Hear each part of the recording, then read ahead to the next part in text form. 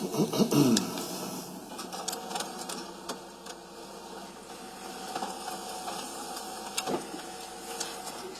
lights, or maybe just a little bit so the PowerPoint shows. Yeah, that's good.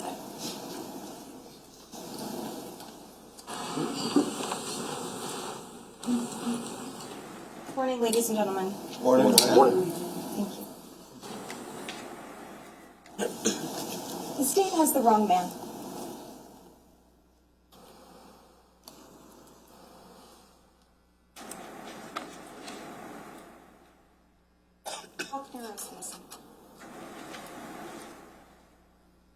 The evidence, the facts, and the lack of information that we have in this case support that conclusion.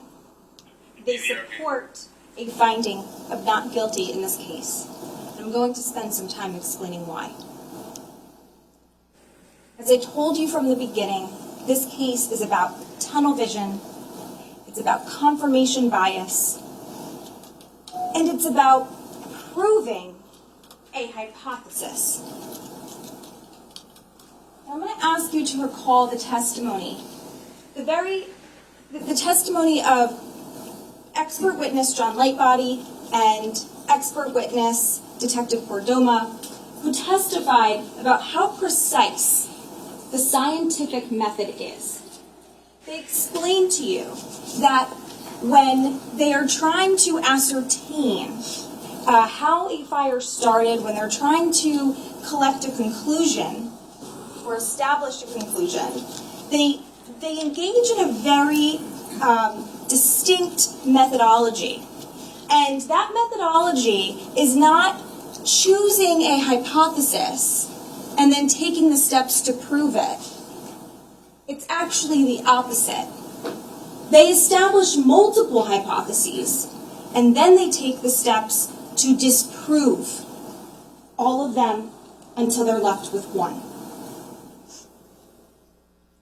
And the reason they do that is because oftentimes, or at least sometimes, the evidence isn't clear at first. Sometimes two things can be true or potentially true at once. And as a result, experts, such as Mr. Lightbody and Mr. Detective Cordoma,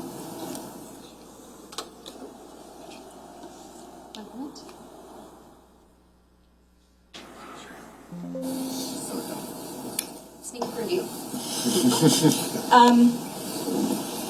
Sometimes two things can be true at once, and you have to take the necessary and the required steps to make sure that you're not being misled by the evidence in front of you, or confused, or perhaps just too focused on one thing and ignoring something else.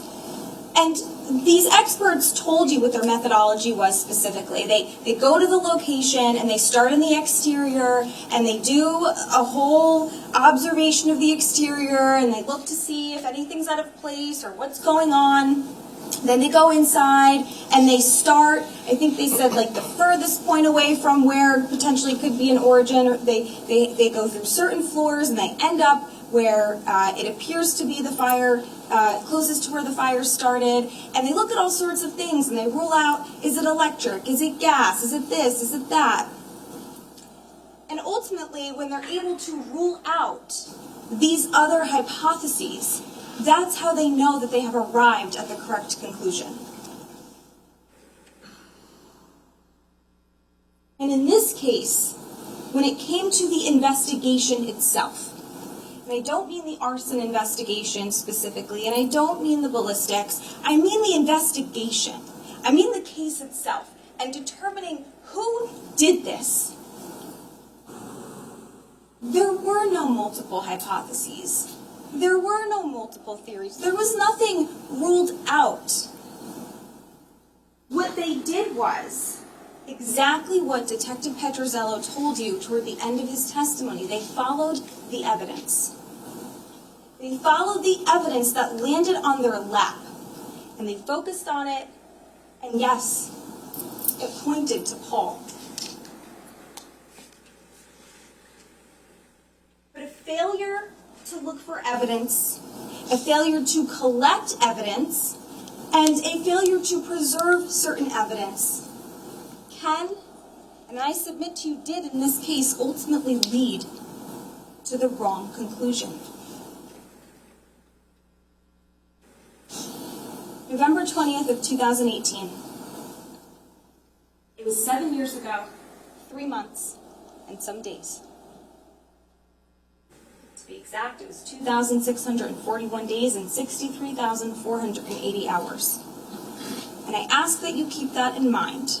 I ask that you keep in mind how much time has passed since the beginning of this investigation.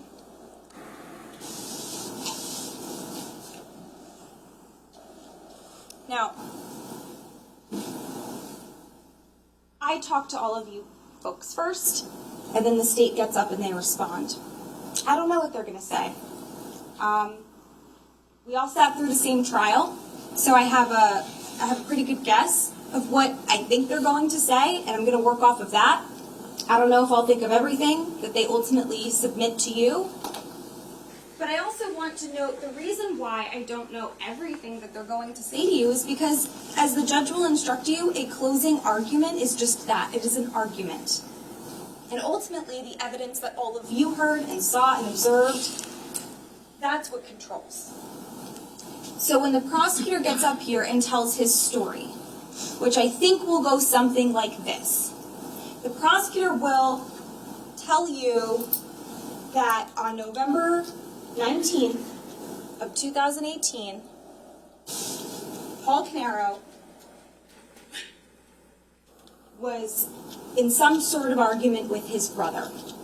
His brother, Keith, was upset about money missing from the trust, and you heard the phone calls between Keith and Paul, but you only heard Keith's side. You didn't really hear Paul's side, but you heard a little bit of Paul's side. Because you heard Keith's reaction.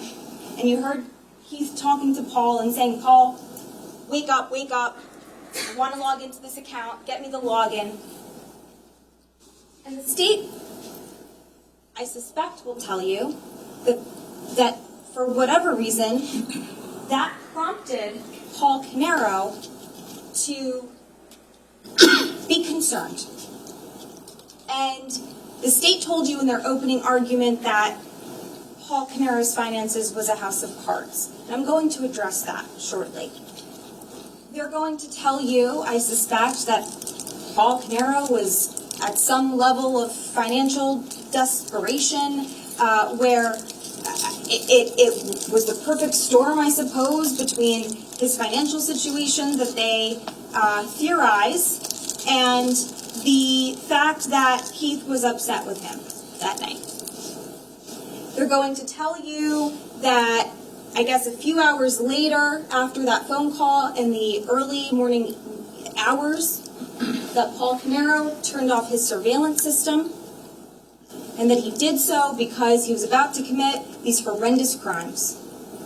They're going to tell you that he left his house and drove to Keith Caneiro's house, and that from point A to point B, even though we don't have surveillance from point A to point B, they're going to submit to you that it was Paul Caneiro driving, and that he arrives at 15 Willowbrook, and the tragedy ensues.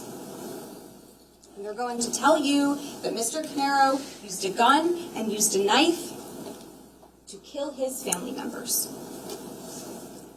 And then they're going to tell you that Mr. Caneiro went back home and took evidence with him, bloody clothes, put it in his basement, and lit his house on fire. Left the gas can on the front lawn. They're going to tell you things about the gun, that the gun was separated from the barrel, the gun is in the gun safe in his basement, the barrel's in a bag found in the car later. And they're going to tell you that Mr. Caneiro did all of that, I suspect, to make it seem like he himself was also a victim. That it was some elaborate, poor thought out plan that he concocted that night. after a phone call with Keith Caneiro. I'm going to tell you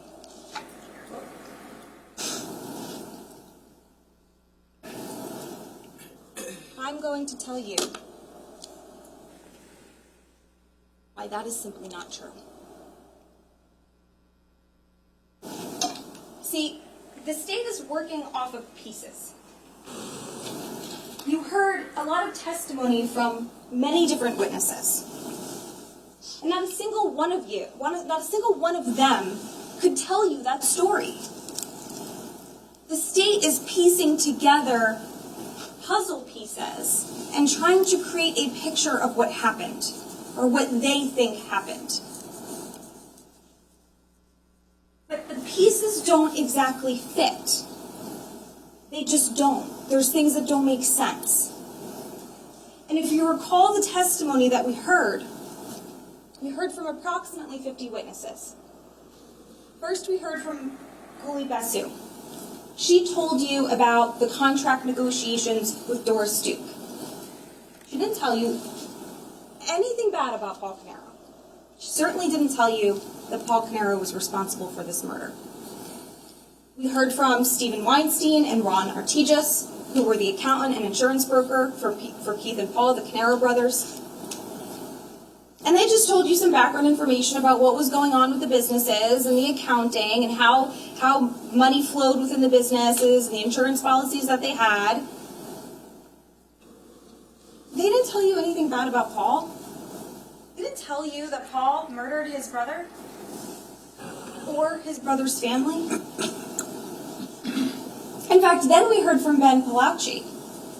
And Mr. Palaucci, who took the stand, said he was a friend of Keith's, and he was aware that Keith was a little upset with Paul. I think he said 6 months prior, which is maybe June or so, close to April. And he mentioned it was something about money, which aligns with what happened in April, which we'll talk about. But he also said after that conversation, somewhere between April and June, or 6 months prior to November, that everything was fine. Everything was copacetic. He agreed with that. He said that they went out to lunch. He saw them all the time. He would see Keith all the time. And when he saw Keith, sometimes Paul would be there. And everything was normal. Everything was fine. He told you that the day that Keith learned that Keith's house was on fire, the first person he contacted was Paul. And he said, Paul, you got to get to your brother's house. Your brother's house is on fire. And Paul tried to explain to him, I can't, my own house was on fire and I'm at the police station. And Ben is urging Paul to get there. Why? Because Ben knows that Paul is his person. Because Ben knows that if anyone cared that Keith's house was on fire or should be there or would want to be there, it's Paul. He didn't even have Corey's number. The other brother. I'll put that aside for a moment. I want to focus on how close Keith and Paul were. Detective Bassender testified next. She was the financial detective. We're going to talk about really the heart of her testimony momentarily. But her testimony was simply about finances. And it was more specifically about what she focused on with respect to the finances. It wasn't a full story. We heard from Heather Kapp and Jonathan Harrington. Those were very interesting witnesses because they told you, and again we'll talk about this, that they saw two people. Well, let me back up. Heather Kapp said that she heard and saw two people outside of Paul's home at 4:30 a.m. She was very precise and specific about the time. And Jonathan Harrington told all of you that he heard two men outside of Paul's home at approximately 4:30. Not precisely, but approximately.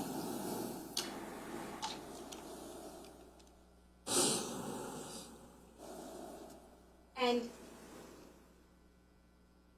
they told you that they didn't know who these men were. But it's very interesting that they both heard / saw the two men at around the same time. And it was a half hour before the fire. Then we heard from Officer Marino, Officer Redman, and Officer Bernhard. Those were the first responding officers to Paul's house at 27 Tilton Drive that day. And they just told you what they saw. They told you about the suspicious things that they observed, the gas can on the lawn, the burn mark on the car, near the gas can, near the garage. They told you about how it was a suspicious scene, and one officer saw a couple of footprints. It was essentially the backdrop to what started the arson investigation. It was clear, the testimony made it clear, that it was clear to these officers pretty quickly after they arrived on scene that this was an arson. The gas can gave it away. The fact that there was two separate fires on opposite ends of the house gave it away. The burn mark on the car gave it away. And that's what their testimony was about. They couldn't tell you who started the fire. They talked a little bit about their conversations with Mr. Caneiro when they arrived on the scene. We'll talk about that. But they did not offer any of you any information as to who started these fires, or more importantly, who committed the crimes. We heard from Chris Sorrentino, the first responder. He was a fireman who happened to live around the corner, and he was there pretty much within minutes. And he just told you he tried to put out the fire. We heard from Fire Marshal Flanagan. We'll talk about him later, but he certainly didn't tell you who started the fire. We heard from Catherine Lachise, who was a 911 caller at Keith's house, 15 Willowbrook. And she basically just told you she saw the smoke, she called 911. She has no idea who started the fire. Detective Brady, he was the detective from Ocean Township at Paul's house that day. He spoke to Paul. Paul cooperated with him in numerous respects. Again, we'll talk about that later. But he didn't tell you who started the fire. He didn't tell you who committed these crimes. He told you about his role in the entire investigation, which was fairly limited to specifically Ocean Township. He really didn't have anything to do with Cold Snap.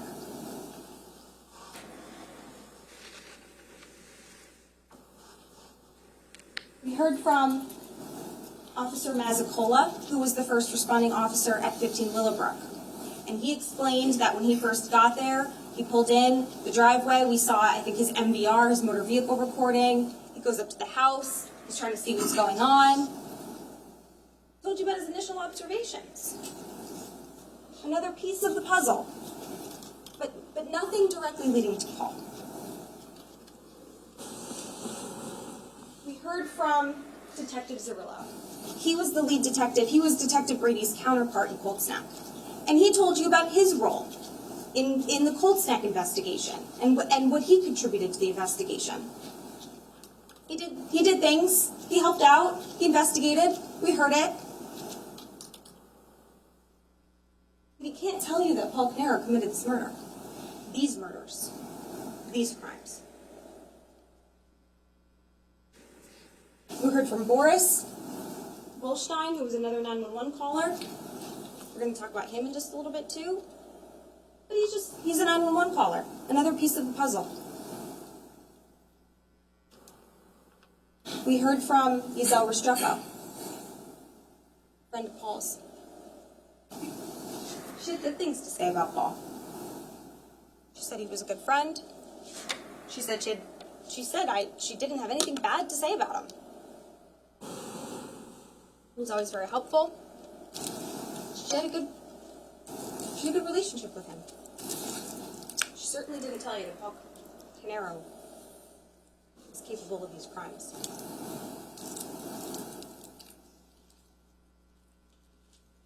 We heard from Carmelo, who's a firefighter, who had a very limited role.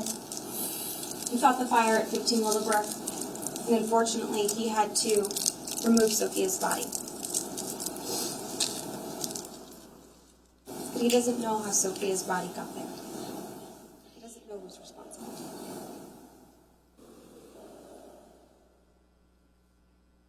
We heard from Tyler Badaracco, another firefighter. I think mostly about the generator. That's all.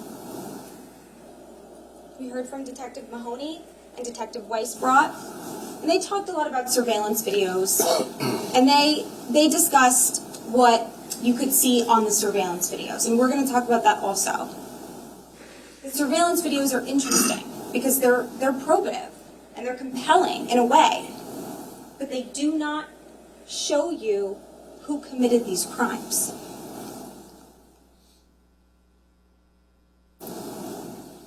We heard from Detective Corpora, again, the arson investigator. He determined it's an arson. He doesn't determine by who. We heard from Detective Catalona. He processed the scene at Paul's house. And Detective Vogt, who processed the scene at 15 Willowbrook. They collected evidence. They didn't draw any conclusions.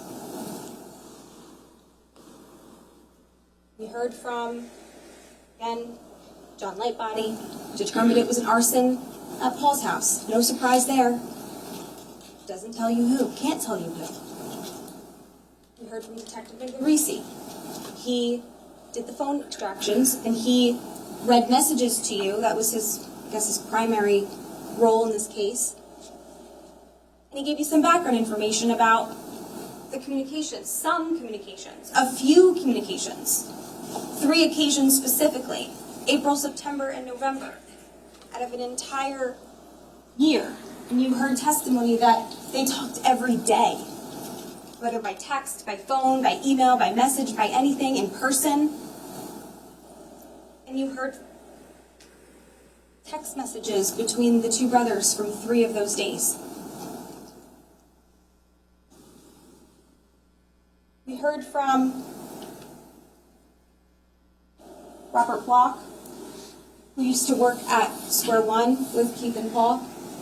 He testified about an alert he received about essentially saying the power went out, servers were down. So didn't have anything bad to say about Paul.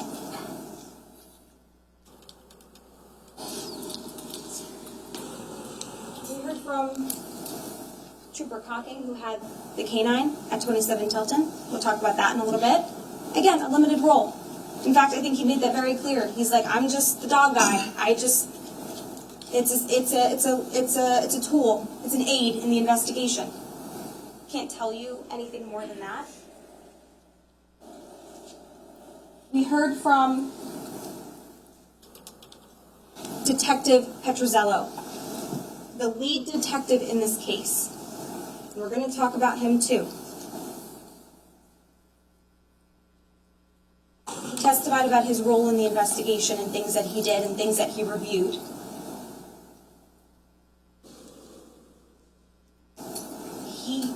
He wasn't there when this happened. There's no eyewitnesses. No one, including the lead detective, can tell you who did this. And then we have all of the DNA people. And again, we're going to talk about that too. We have serology. We have Allison Lane, Judith Link, Chris Symposiak, Teresa Nezazon, Christine Schlenker, Danielle Reed. And the interesting thing about DNA, which again we'll talk about, is that it can tell you, potentially,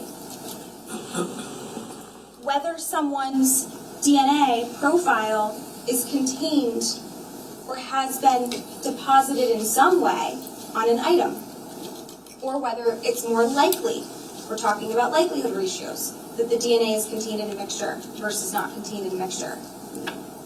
But every DNA person agreed, every DNA expert, I should say, including our own, explain to you that what DNA does not tell you is the who, what, when, where, or why.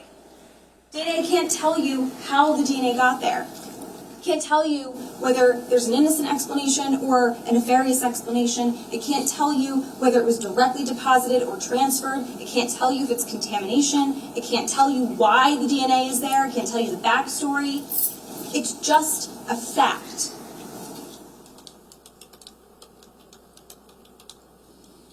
And I know that DNA can be compelling, so we will talk about it. We heard from Michael Abraham. He had a very limited role. It was with respect to the electric, 15 Willowbrook. And he assisted in the context of him looking at being an electrical engineer. He assisted Detective Bordoma with determining, ultimately, that 15 Willowbrook was also an arson. Again, no surprise there. We heard from Christopher Clayton, the ballistics expert. And similar to the arson and the DNA, he told you that certain bullets matched bullets, that certain bullets matched a barrel, and that shell casings matched a receiver. He can't tell you who shot the gun. He can't tell you who used the gun. He doesn't know. He's examining this information days or weeks later. He can't tell you that Paul Caneiro is responsible for these crimes. Lastly, we heard from the medical examiners.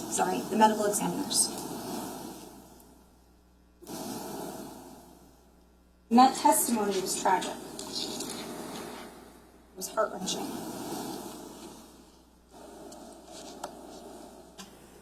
Those medical examiners can only tell you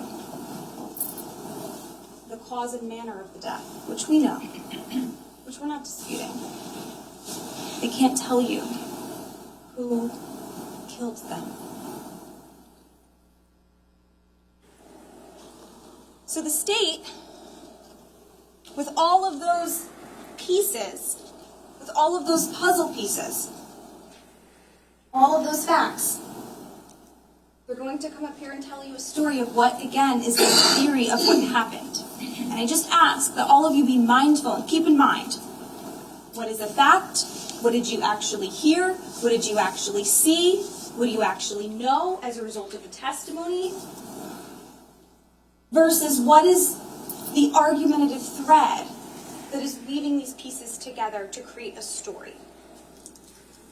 What is fact versus what is argument?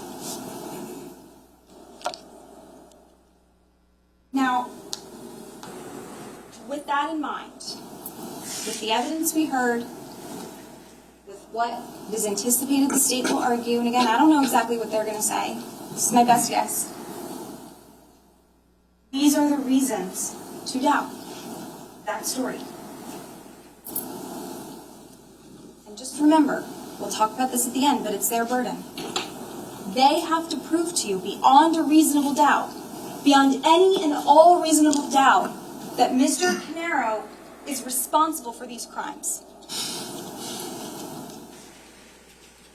And I submit to you, ladies and gentlemen, what I'm about to discuss with you is that there are many reasons to doubt. But all you need is one. That's it. The first reason to doubt the state's theory is that Paul loved his family. You heard testimony from Paul's oldest daughter, Katie, that he was closest to his Aunt Jennifer and Uncle Keith, that they weren't extended family, but rather one big family. I asked her, how was he with Jesse and Sophia? And she said, he treated them like he treated me and Marissa, like his own kids. And he would drop everything for us. He'd always be there. He was very supportive. He was just good to have around.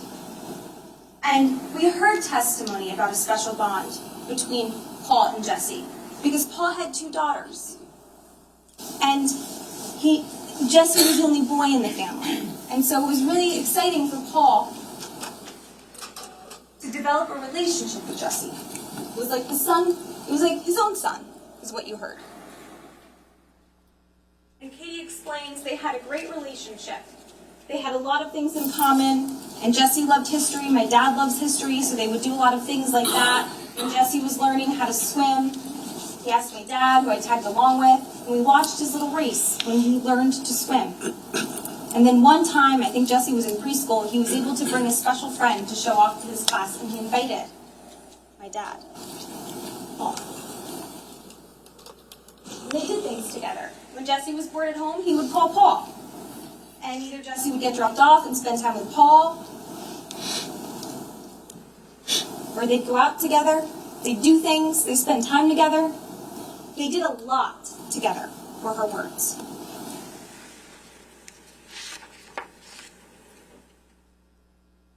We saw some photos. Now, to be clear, you heard Katie explain on her direct testimony that there were many photos taken. That's just a sample. I'm not going to stand in front of you all day with many photos. I think you get the gist.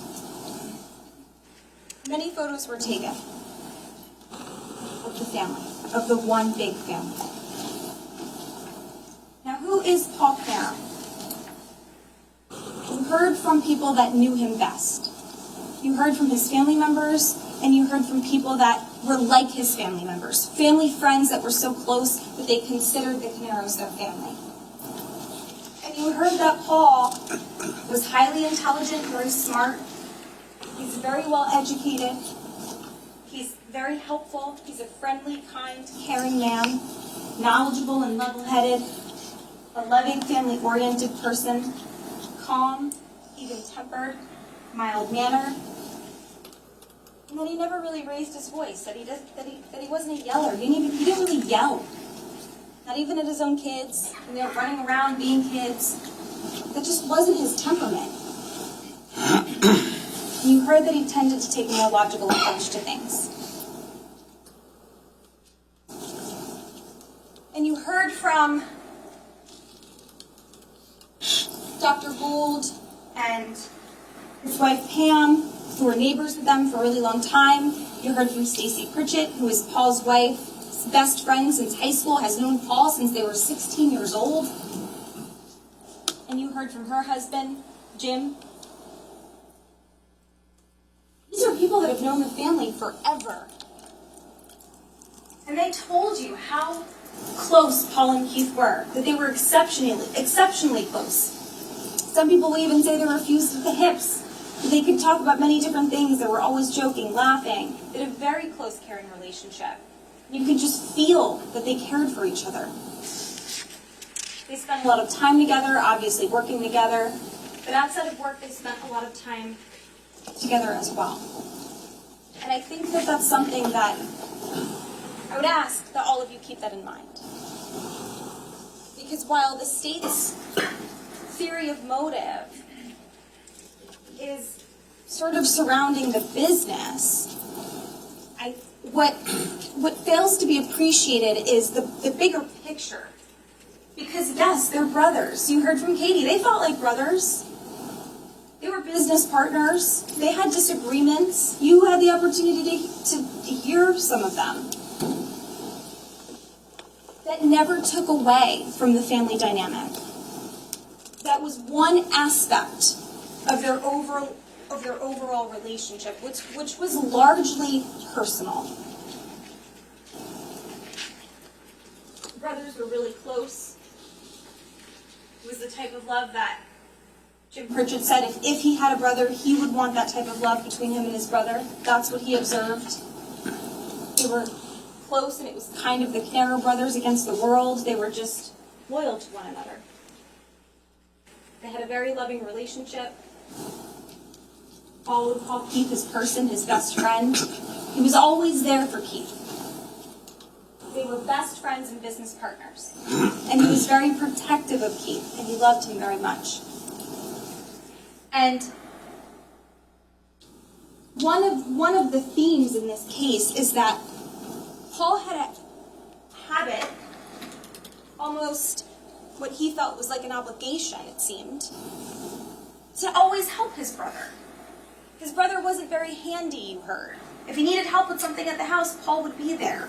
If he needed a light bulb change, if he needed help with the pool, if he needed help with this or that, Paul would run over, he would stop over, and he would always help because Paul was the handy one. He knew how to do those things.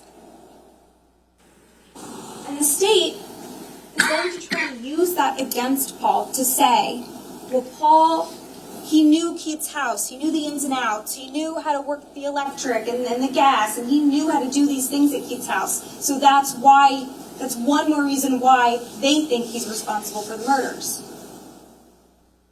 One has nothing to do with the other. And I'm going to talk about that later too. The fact that Paul was a loving, helpful brother and would go to his brother's house at the drop of a dime to help him, that just means he's a good brother. That's what that means. And it means that that's the type of relationship that they had. And Keith could rely on Paul. Like he did when he went back to school. Because when Keith went back to school, Keith was busy. He went to Columbia, a nice school. He had to take classes, he had to study, he had to do the things. And so Paul stepped up, and you heard that he was more involved with the day-to-day with the businesses. But you heard he was very supportive of Keith going back to school. And that Keith would even ask Paul for help with his classes. You heard that from Dr. Gould. It wasn't uncommon that Keith would contact Paul, I guess, about classes, things to do if there was a project, for advice. And you also heard Detective Miglorisi tell you that agree that there was a conversation between Paul and Keith where Keith is asking Paul to help him with a lab assignment that he wasn't able to do it. He tried multiple times, he was having a problem, he couldn't pass it, and so he asked Paul to log in as him and do the assignment. And Paul did it. Paul was 100% supportive.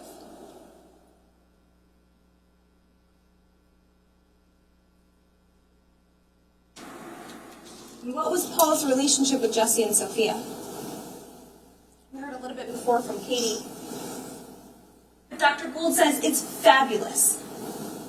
By the time Jesse and Sophia were coming around, especially when they were, 8, 12 in that ballpark, it's actually 8 and 11, his children were already in their 20s. They were older. So it was kind of like having kids again. He especially loved Jesse because he had 2 daughters. We talked about that. He could just do things with Jesse that he may not have done with his daughters. But he loved them very much. He kind of spoiled them on the holidays. Paul loved those kids like his own, especially with Jesse. He had a close bond. I know they did lunch dates from time to time. You could just see the bond when they were together. They would just connect. Paul loved Keith and Jen and those children. Jim says, I know Paul loved both of them, like having grown-up daughters. Sophia was just another beautiful little girl, and he loved Jesse. He thought that he was Jim thought he was a calming influence on Jesse. And it seemed that there was just a special bond that the two of them had because he was the only little boy in the group. And Stacy said, I can tell you that he loved them very much. I would say Jesse was the son he didn't have. He loved Jesse. He loved Sophia. He absolutely adored those kids. I know when Jesse was in preschool or kindergarten, he was allowed to bring an adult to school, and he chose his Uncle Paul. And that's how much Jesse loved Paul. And it was absolutely reciprocated. He absolutely loved Jesse. He absolutely loved Sophia. He loved those kids. And that, ladies and gentlemen, that is Uncle Paul. That is Uncle Paul. Now, going a little bit more into the state's evidence. theory of motive doesn't add up. It literally does not add up. And I told you this in opening. And now I'm going to break it down for you now that we've heard the testimony. So the state told you at the beginning of this case that Paul's financial situation was a house of cards. But what did you actually hear? Now we heard like over a day of testimony from Detective Bassender. And it was a lot of it was a very lengthy breakdown of the financials. Day 2 of her testimony, it was almost like, here's the data. And then day 2 in the morning on cross-examination was more like, now here are the conclusions. But I'm going to start with Gully Bassett for a moment. What did you hear from Gully? That Doris Duke was actively negotiating with Square One at the time of the murders. The murders happened on in the evening of November 19th, going into the early morning hours of November 20th.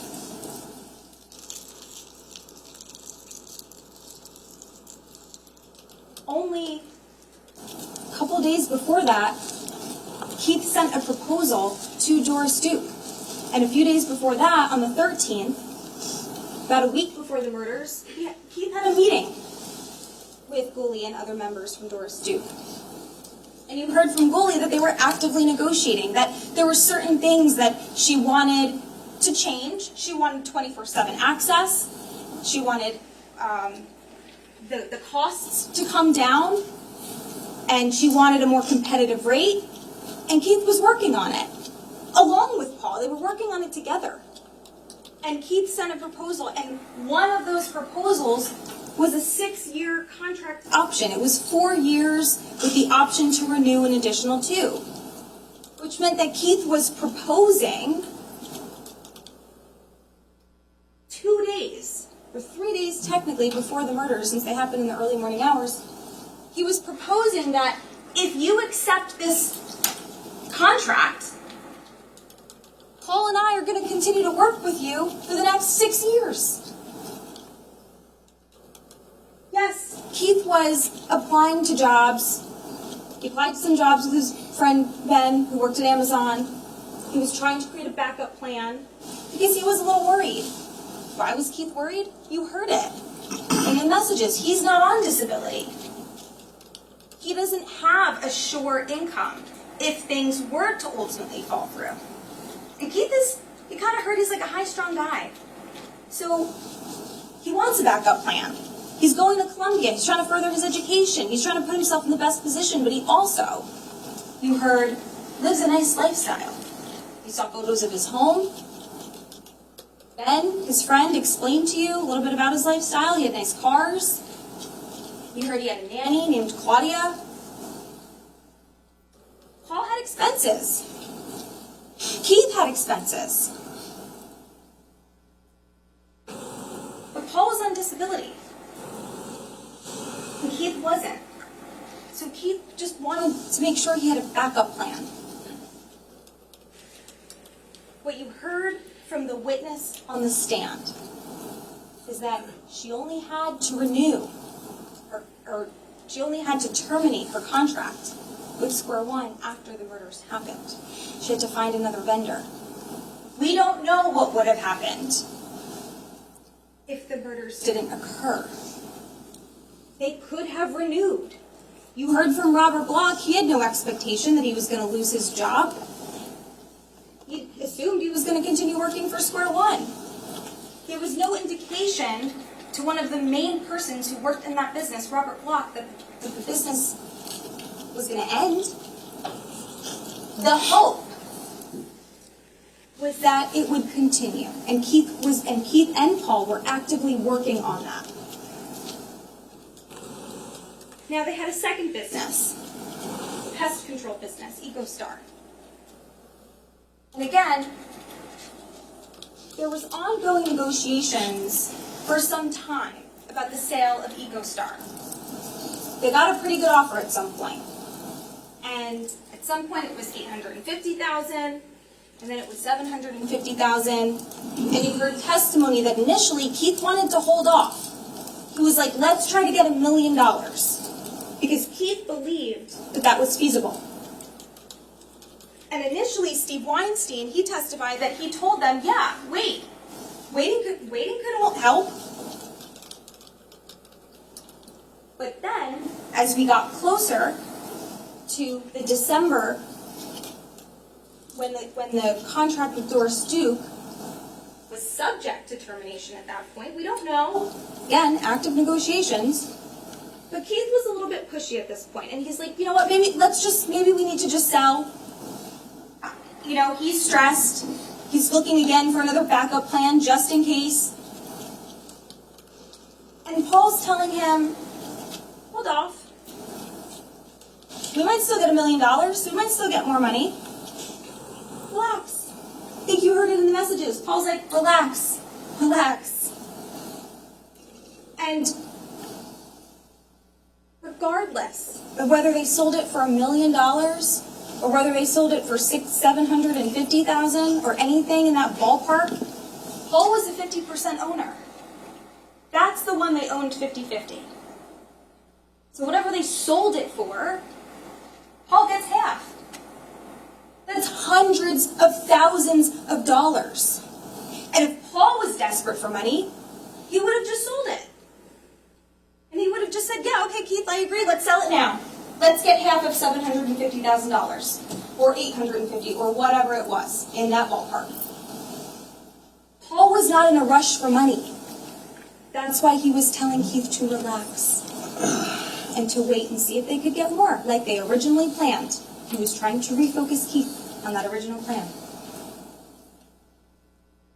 Now, in addition to the potential income, if Doris Duke renewed with the company, square one, and in addition to the potential to gain funds from the sale of EcoStar, Paul is on disability.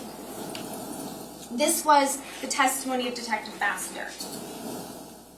He was making $232,292 in disability alone. And Detective Bassender agreed that was a significant amount of money.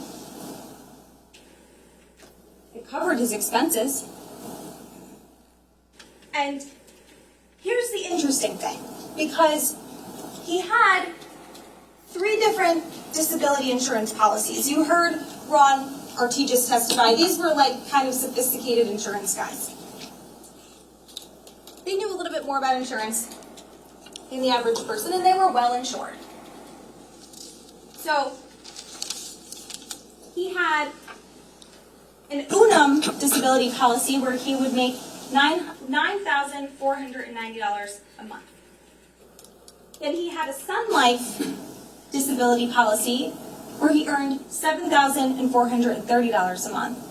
And from Social Security, he earned $2,446 a month. Now, what happened is that payments from one of those insurance policies, they had temporarily stopped from June 2017 to November of 2018. Detective Bassender testified about that.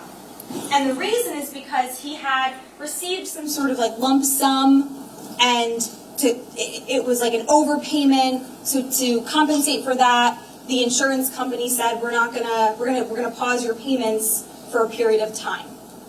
But once those payments caught up, and once the lack of payments amounted to the original overpayment, starting December 20th,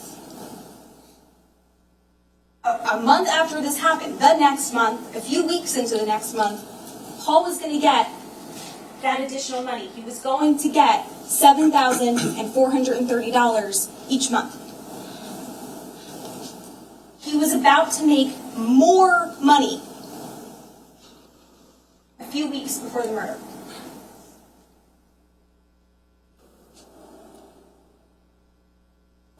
So we have the income from the disability, potential proceeds from the EcoStar sale, which is a lot of money, and the income from square one if Doris Duke renewed the contract. Paul, who loved family. He had no motive. This does not add up to a motive. This does not add up to desperation. This does not add up to a sudden change. He goes from being loving and caring and kind and helpful, a wonderful brother, a wonderful uncle, just like that, and he horrendously murders his entire family. Does that make any sense? It doesn't make sense. Not with this math. And Detective Bassender testified that his fixed utilities versus his expenses. And she testified he had high expenses. That's where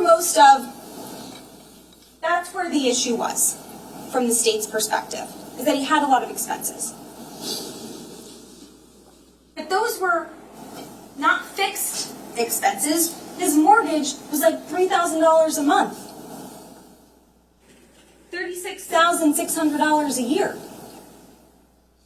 The vehicle leases were $25,000 if you consider that, almost $26,000 a year if you consider that a fixed expense. He liked the cars. Utilities, maybe a little under $10,000 if you add up electricity, gas, water, sewer. And then for one of his insurance companies, he had to make I guess a yearly payment, I think it was monthly, but amounted to about $5,000 a year to maintain that policy. So we're talking total fixed expenses of $76,973 approximately. Now the income from disability, if you apply a 39% tax rate, the net is $141,759. If you do the math, it leaves about $65,000 in disposable income. If you include the Audi lease, you could subtract that. It's about $10,000 a year. You're at $55,000. And that's net. And Detective Bassender, when Mr. Murray questioned her, acknowledged you can always lower your expenses if you have to. That was a concern. You can lower your expenses. Paul had that option if push come to shove. Doesn't make sense that instead of lowering his expenses, if he needed to, he would instead murder his family.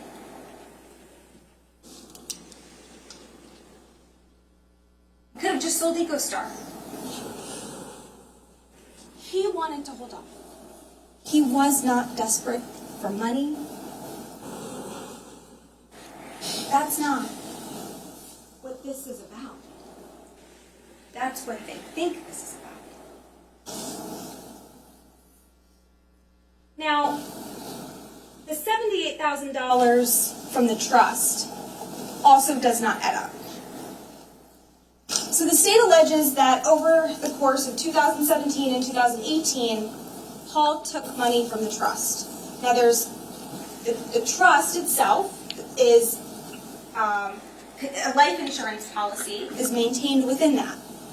And there's a TD trust account that's really just it's called a trust account in name, but it's really a checking account. That's what Detective Bassender testified to.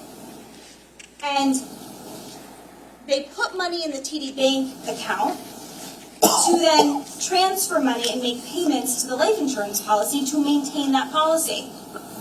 Now, Paul was the trustee. And the expert, Mr. Cardenas, he explained that Paul, being the trustee didn't require him to make those payments toward the Canada life insurance policy, but he could certainly be designated as that person.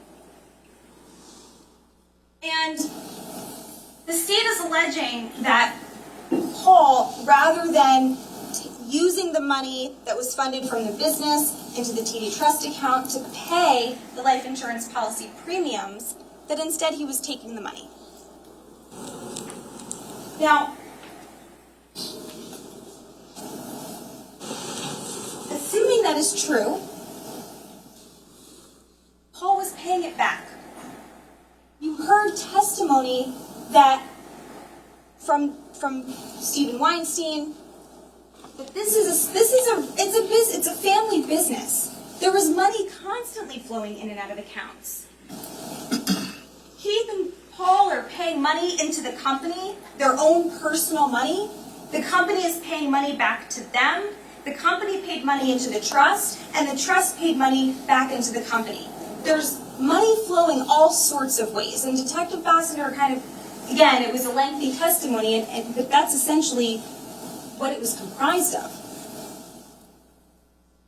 So, in 2017, Paul paid $19,880 from his personal account to Canada Life. If you subtract that from the $78,000, it's actually $78,180 is what is alleged, you're left with $58,300. In 2018, Paul paid $27,207 to Square One. Now, remember, in April of 2018, April 11th, that's the email that the state read to you multiple times from Paul to Keith about the $25,045 that was taken from the trust.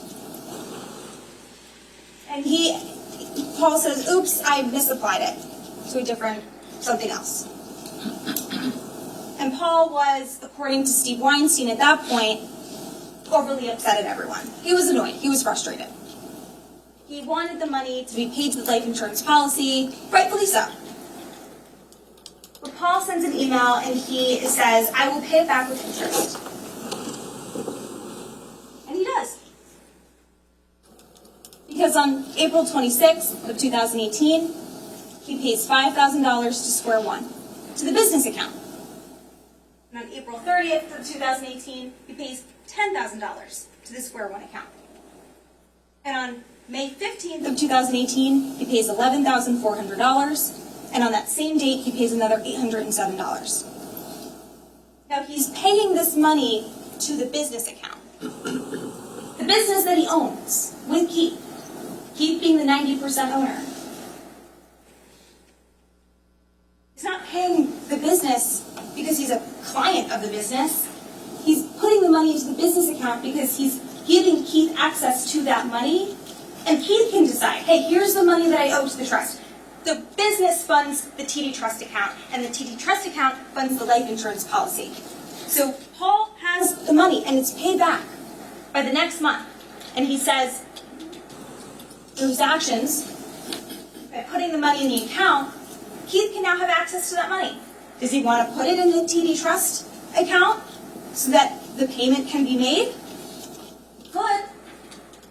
But instead, Keith transfers that money to his personal account, which then goes to an account in Greece because Keith is building a house in Greece. Paul's not building a house in Greece. Paul's providing the money that was taken from the trust account. He's paying it back with interest. And Keith decides, instead of putting that money toward the Canada life insurance policy, he's going to use it to pay for his house in Greece. That was Keith's choice. But Paul paid it back. And it was not unusual for this to occur. Because in prior years, according to Ron Artigas, the trust was often underfunded. This resulted in a loan against the Canada life insurance policy. As early as 2007, over 10 years prior, the loan against the policy was $45,000. Now, what does this mean? In order to maintain the Canada life insurance policy, Keith had to have those payments made, the premium payments. It was like $7,000 a quarter and some change. Now, if the premium doesn't get paid, it's not the case that the insurance policy gets canceled. Instead, the insurance policy takes a loan out against the ultimate amount of money. So the loan in 2007 was $45,000, which means if the policy was ultimately cashed out, it would be, the $45,000 would be subtracted from the cash value. That's what that means. But what it also means is that as early as 2007, payments weren't being made toward this life insurance policy. This was not unusual because, again, as Steve Weinstein testified, the money was flowing all around to different accounts, and the brothers decided what their priority was at the time. Sometimes it was funding the business. Sometimes it was being able to meet payroll for their employees. Sometimes it was Keith's house in Greece. Sometimes it was a life insurance policy. But it really just depended on what was happening at the time. There wasn't a strict schedule. It clearly was not the case that all of these payments were consistently made and monitored, and it was, something that was streamlined for many, many years, and suddenly it's getting all messed up. That's not what happened. It was the same thing just happening consistently over the years. In 2018, in April, the loan was $72,000.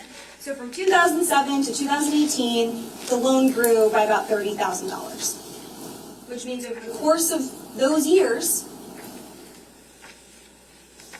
the loan, sometimes it was paid, sometimes it grew. This wasn't unusual. But in December of 2018, again, Keith was just stressed because he didn't have the fallback of the disability money that Paul had. He relied on that business income. He relied on that money to fund his lifestyle. And so he knew that if the Doors Do contract didn't renew for any reason, he was going to need access to money. And that's why he was concerned suddenly in November about the money. Again, April, same thing. Paul says, oops, I took this money from the trust, I will pay it back. And he does.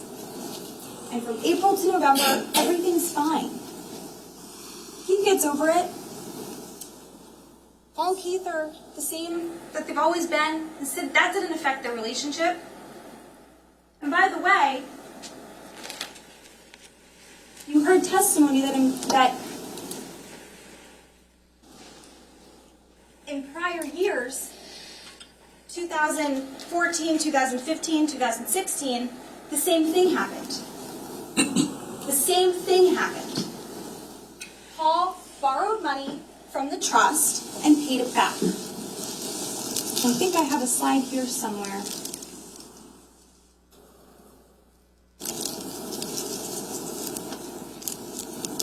Here we go, at the end.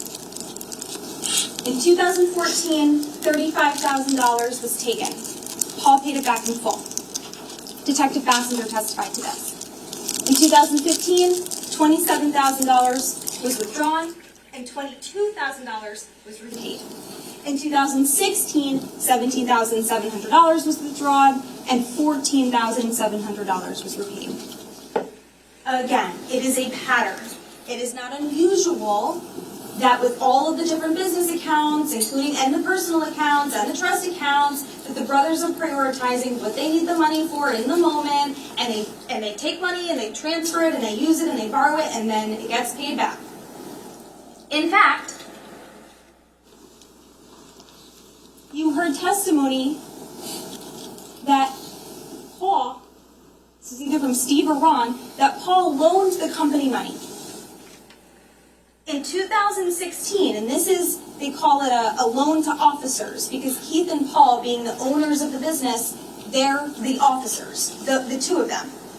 They both lent the business money from their personal money, their personal funds. Now, Keith is the 90% owner, and he's lending the business, as of 2016, $118,690. And Paul, being only the 10% owner, loans the company more than that. He takes his own personal money, his money, and he puts it into the business. $179,000 and $285. Now that money was a loan on the books as of 2016. It wasn't ever paid back. The business never paid them back. It was still an outstanding loan. But this was one more aspect as to how the brothers ran their business. Put money into it, they took money out of it. And the trust account was just another account that was part of that.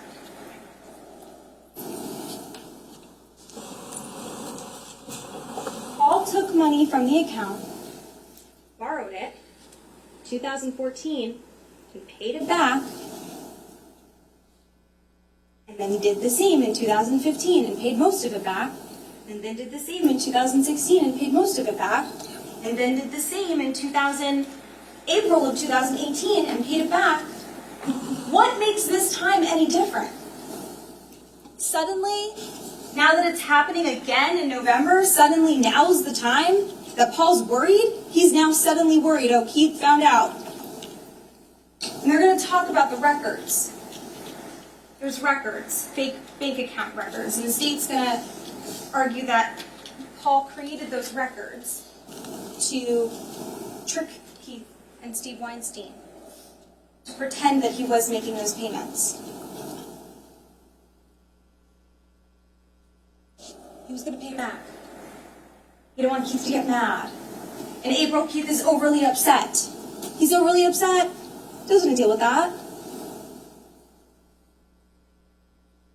He's going to pay it back. And Keith finding out doesn't change the fact that this has happened before. Paul knows that Keith is under stress. They're brothers and they work together. He knows that Keith is worried about the Doris Duke contract, and Paul is trying to tell him it's going to be okay, it's going to work out, it's going to be fine. Him taking or borrowing money from the trust, and even trying to hide that from Keith temporarily, does not make him a vicious, monstrous murderer. Those are two totally different things.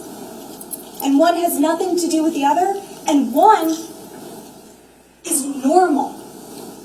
It's normal for these guys. And of course, Paul didn't want to upset Keith. Of course, he didn't want Keith to get upset again. The money could have been paid back at some point without Keith realizing. But even if he did, they're still brothers. It's happened before, and maybe it would happen again. Doesn't make him a murderer. Now,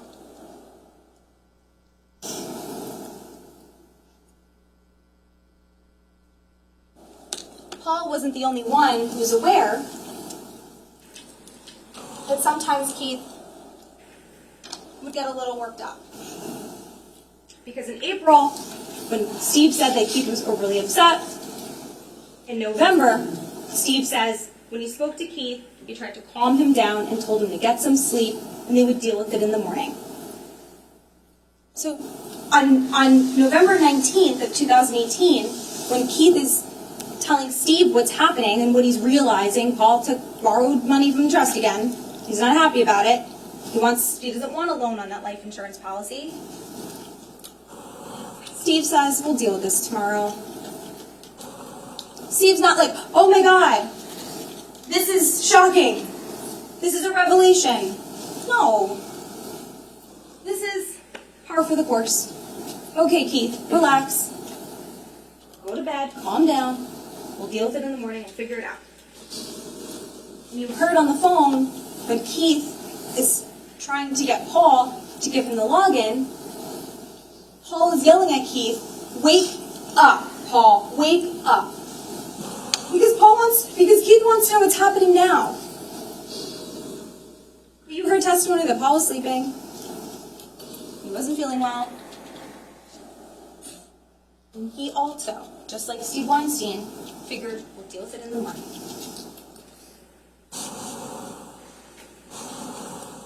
But at some point, Keith Keith did say to Paul, I'm going to give you a couple hours. And he was hoping that Paul would wake up at some point and give him answers that night. Because again, Keith is a little high-strung. He wants to know what's happening.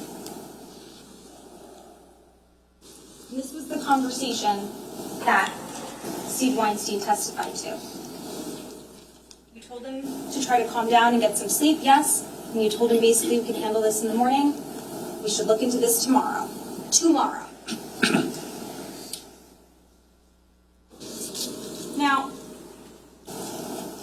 I think it's clear from the testimony that when it comes to the actual money derived from this life insurance policy, $3 million, the state did not follow that money.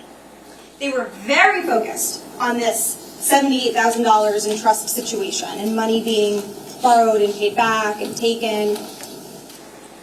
But they were not concerned so much with where did this $3 million end up.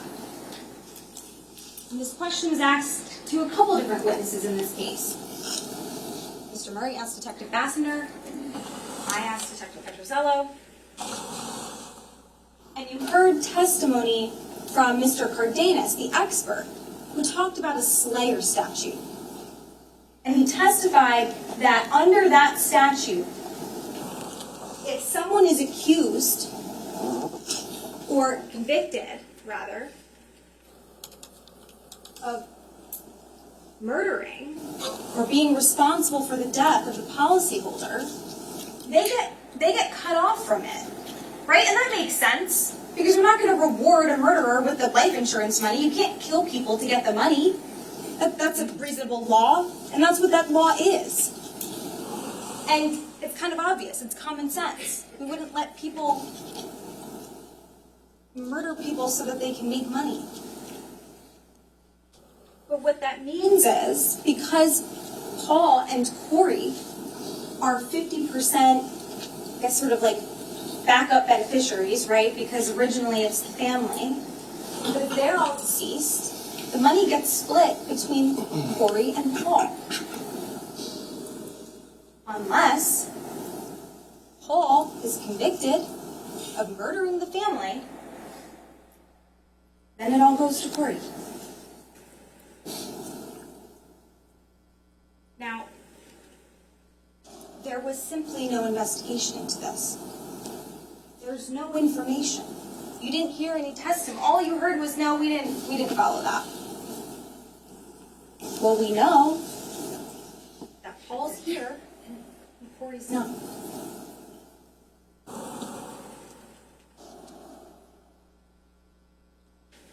Why not follow this money? Why not look into it? Why not investigate it? Why not rule out a hypothesis?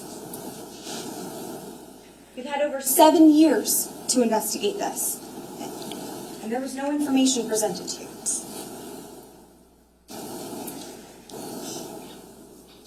Now, going a little bit more into the facts of the case itself, there was also no investigation into the 2 men that were outside of Paul's house at 4:30 in the morning.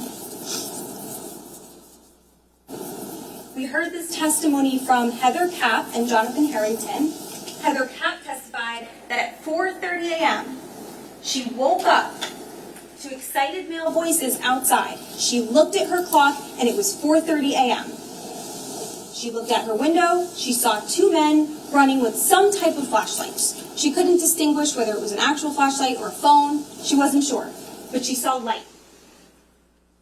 They had dark-colored clothing and black baseball hats. One man ran to the front door and was banging on the front door. She said she heard and saw the banging on the front door. And she never saw him go inside. She was watching him. That's the first man. The second man she sees goes around to Marilyn Klein's driveway, where you can see the fire from her driveway, the back of Paul's house. You can see that area. And she says this second man was kneeling down for, quote, a good amount of time. and just watching the fire, pointing a flashlight in Paul's backyard. And she said at that point there were no cars in Marilyn's driveway.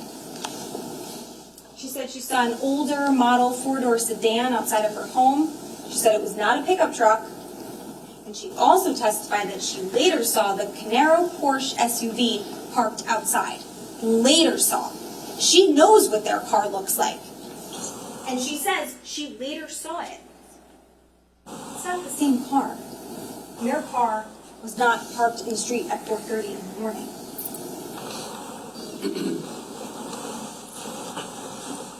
She said the men went to different parts of the house and she lost track of them. And she did not see them again that day.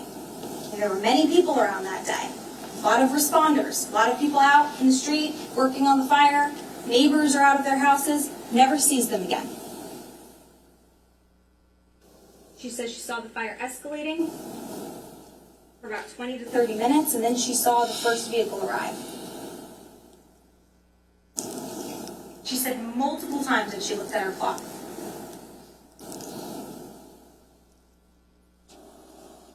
Just to put it into context, that's the front of Mr. Caneiro's house.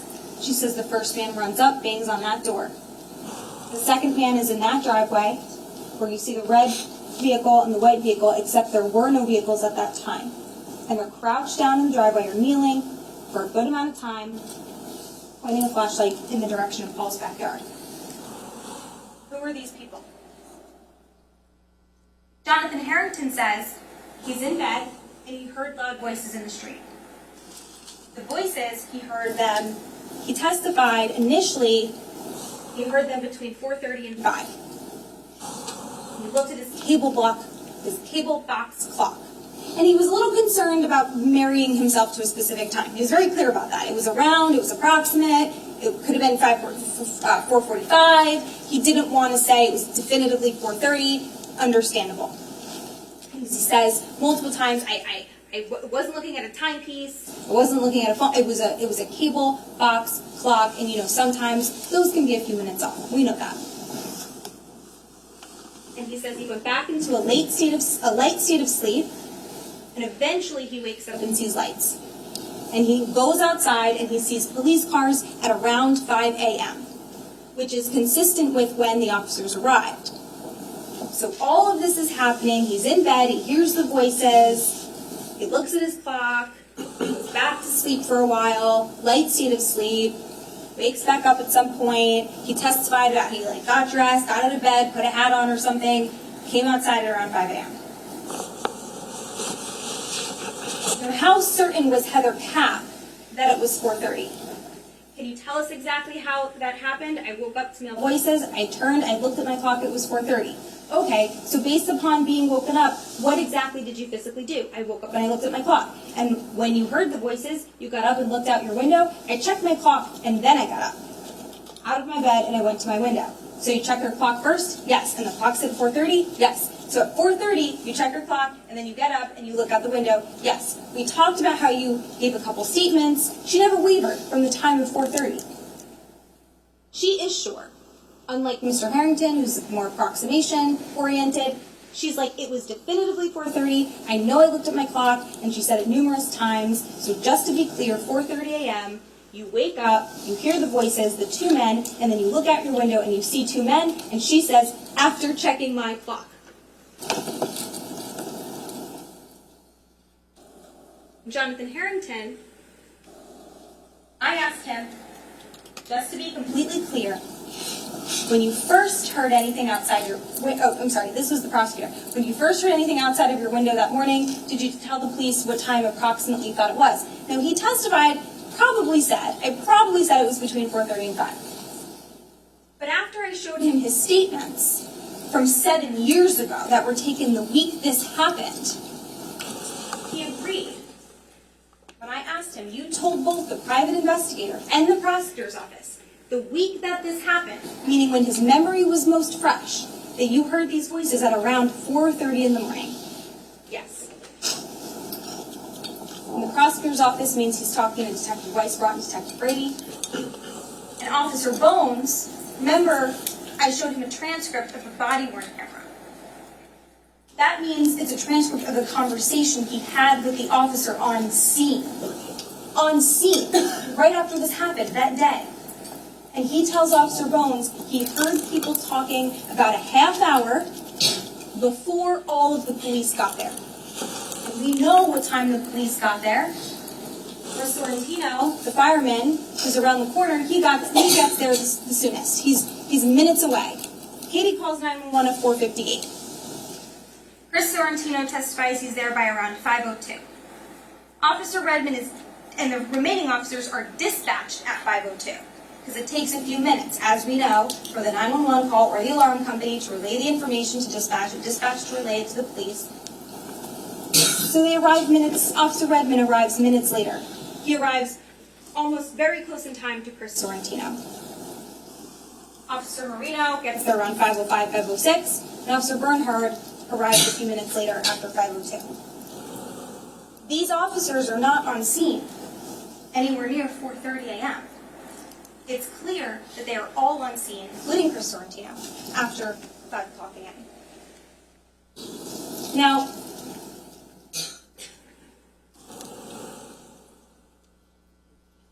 I understand that it's possible that maybe they were mistaken, right? Maybe Heather Capp, I don't know, maybe her clock was off. Maybe she misread the clock. That's possible, right? But Jonathan Harrington too? They both coincidentally have clocks that are wrong.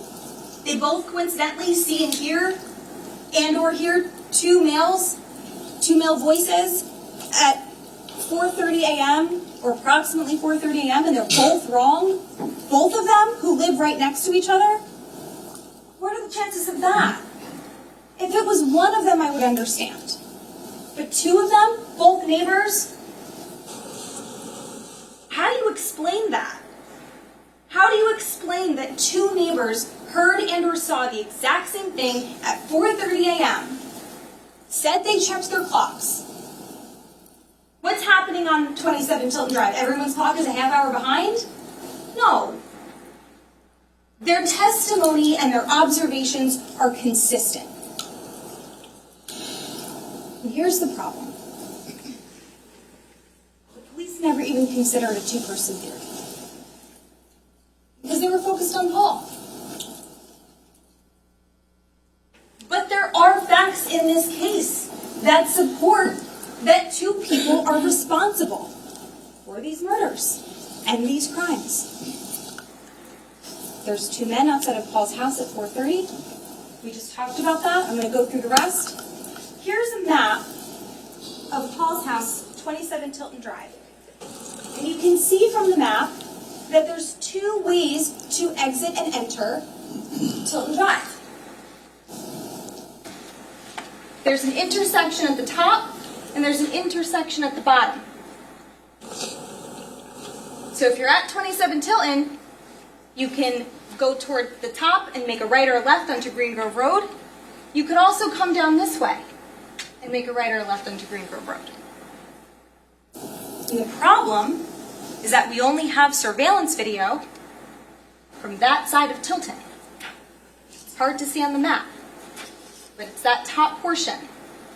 And not a single officer or detective, including the lead detective responsible for the entire case, could tell you why we don't have video from the other side of Tilton. I'm going to object to that, Judge. It's the juror's recollection that controls as to what, if any, testimony there was about attempting to obtain surveillance from the other side of Tilton. Every detective or officer we heard from said, oh, yeah, they looked. Well, where is it?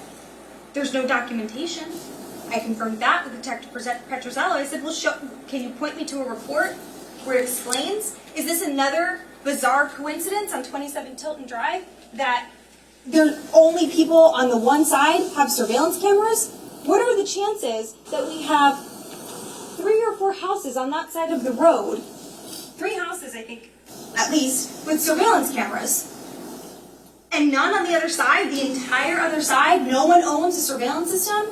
There's no documentation, there's no reporting of, look at all those little boxes. Who lives there? Do they have cameras? Do they not have cameras? Were they working? Were they not working? Is it a ring? Is it not a ring? Is it motion activated? Is it not motion activated? How about motion activated lights? Because it's dark out. And even if you can't see, maybe you can, I don't know. We don't know because we don't have it. What if you could see motion activated lights going off at the time?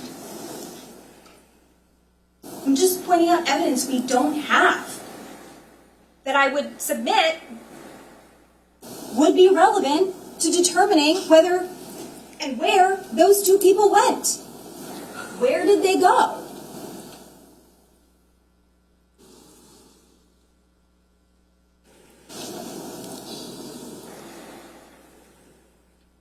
Those are the two intersections. And I submit, ladies and gentlemen, it's not a coincidence. It's not a coincidence that Heather Kapp and Jonathan Harrington heard two men, or saw two men at 4:30 in the morning in the area. And we don't know what happened to those men. These are the surveillance videos that we have.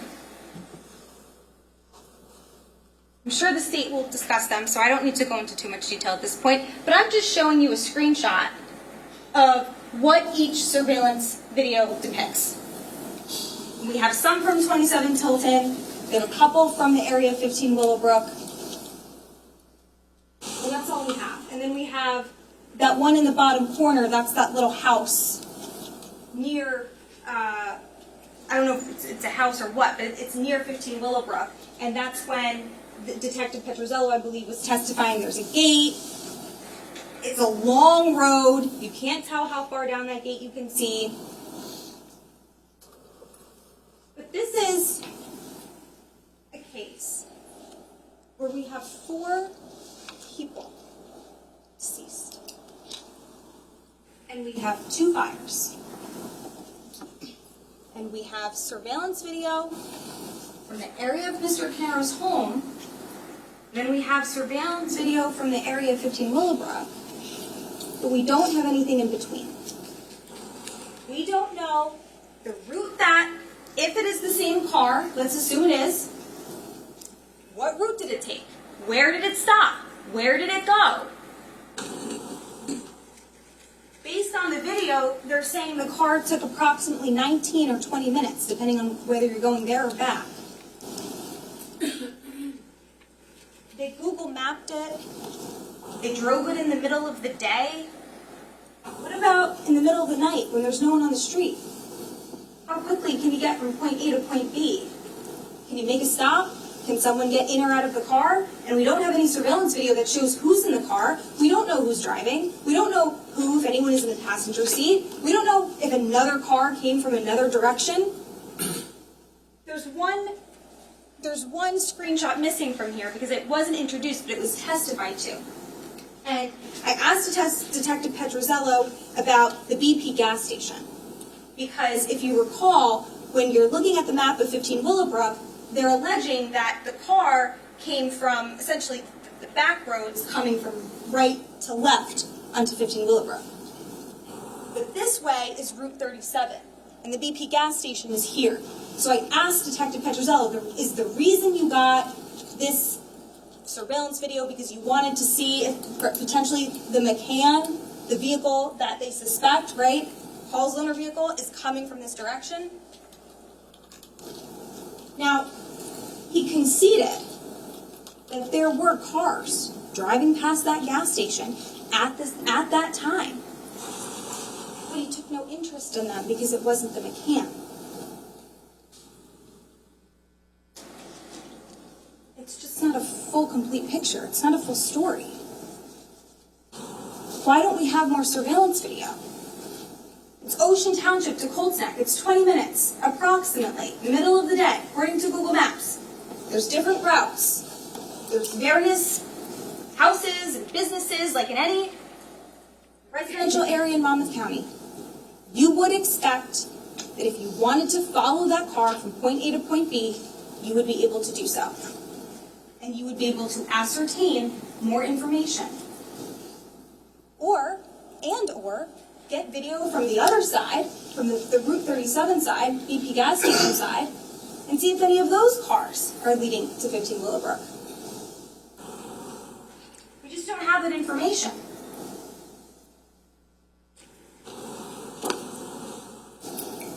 We don't know. We have surveillance video. We don't necessarily have answers.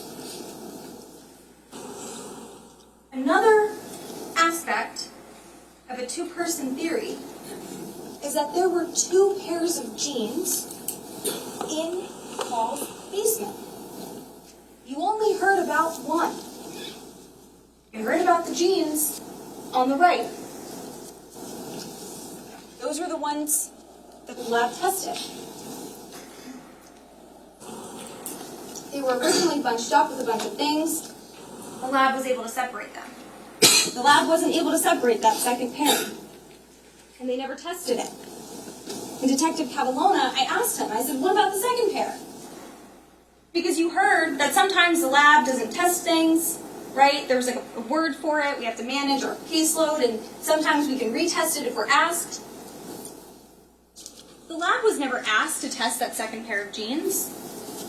And when I questioned Detective Cavallona about it, he wasn't even really aware that it was a second pair of jeans. But you can look at them, and you can tell that these are not the same pairs of jeans. They're two different colors to start. You can see the pocket area, and the actual items are in evidence. You can look at them for yourselves. You can examine them. There are two different pairs of jeans.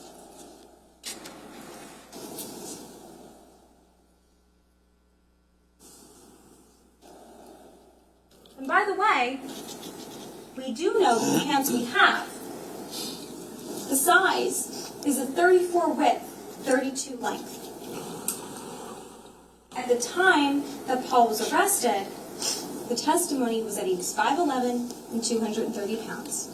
That's what was listed on his arrest report. And when Mr. Murray questioned, I think it was Detective Zarilla about it, he was like, well, I didn't actually measure or weigh him. That's what was reported. Okay, isn't it relevant? I mean, it wasn't in question, right? I mean, if it's reported and it's documented, it's not in question. Why are we saying now, well, we don't really know? What do you mean you don't know? You wrote it in a document. And Detective Cavallona, who took the photo of the master bedroom closet, we know from Kitty's testimony, Paul kept his clothes there.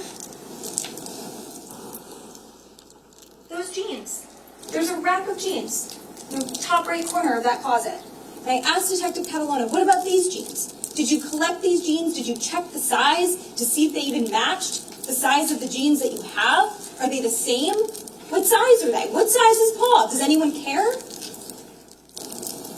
No. We don't have that information. They didn't collect those jeans. They didn't examine those jeans. They didn't document those jeans. They just assumed. There's also two weapons in this case.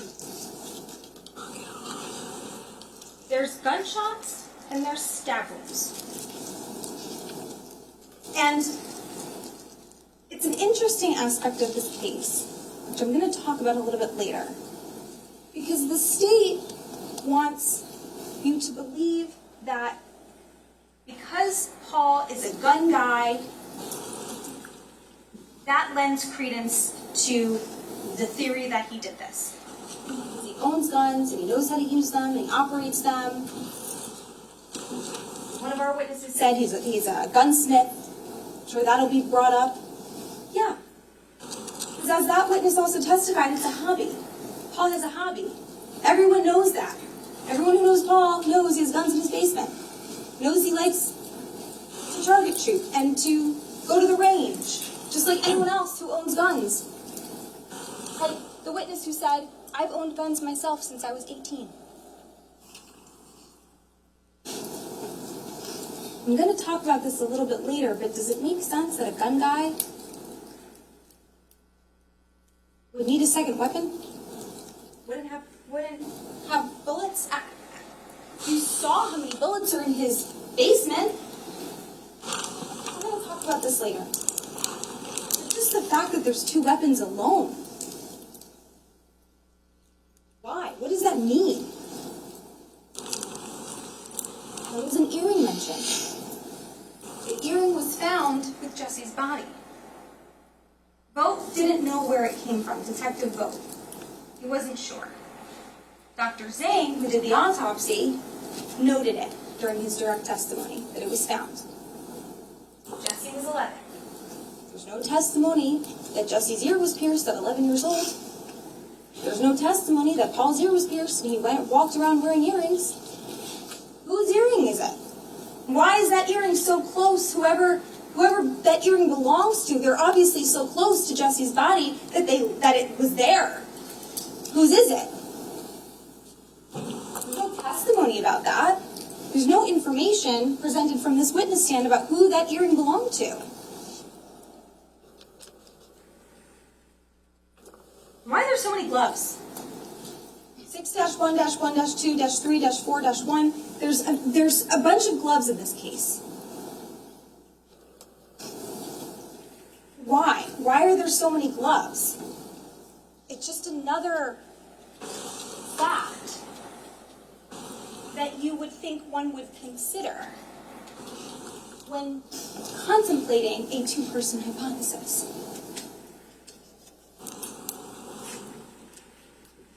Now, the next reasonable doubt, number 6, because there's reasonable doubts and there's subcategories of reasonable doubts, is additional lack of investigation and forensic evidence.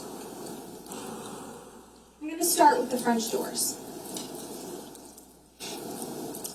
We know from Detective Brady that there's 3 rear doors, and only one of those doors was brought to his attention was unlocked when the officers got there.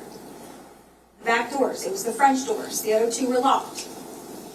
Detective Brady says correct. So I asked Detective Catalona, who processed the scene. I want to talk to you about the French doors. They're the French doors, they go into the dining room area, that's correct. So to be clear, your testimony yesterday was that you did or did not process the French doors. I photographed them and then I examined them. So when you observed the French doors, you didn't take any swabs for DNA? No. And then I asked him, were you informed, though, that the first officers on scene indicated that only the French doors were unlocked? No, I have no knowledge of that. So no one told you, hey, pay close attention to those French doors, those were the only back doors unlocked when they first arrived? He looked at me and he said, I'm hearing this for the first time right now. I said, so I'm telling you for the first time now? Yes. You're telling me that the detective who was assigned to process this scene, a very critical scene, it's an arson scene at that point, wasn't told, by the way, these are the only doors in the back that were unlocked, which are the doors right next to where the fire started, by the basement. The French doors are on the right, the sliding doors are after that, and then there's the mudroom door. And when I asked Detective Catalona, like, why didn't you swab it, or even if you didn't know that they were unlocked? And he said something to the effect of, well, look, the doors are kind of damaged. You know, there was maybe, you can always swab. You can always swab, right? You can always try. We were able to get DNA results from charred, melted, burnt jeans. Why not try? And then I said, and by the way, the inside looks pretty good. Why not try the inside? Why not try? They didn't test the McCann for DNA. Caveat, they did test, I think it was the back license plate for blood, maybe DNA, but not the actual vehicle, not the inside, where someone obviously would have been if they were driving this car. Not the door handles, not the trunk latch, not anywhere where you would expect someone to touch, and even if the person's wearing gloves. We learned about DNA transfer. If there's DNA anywhere on their body, if they touch their hair and then touch their leg or their hand with the glove, I mean, even then, you can always test for DNA. Always. They didn't test the gas can for DNA. I think they blue started and they tried to get fingerprints. They didn't swab it for DNA. Again, just because someone's wearing gloves, or just because someone, doesn't mean that there's no possibility to get DNA off of this item. What if the gas can rubbed against something? Their leg, I don't know, their arm.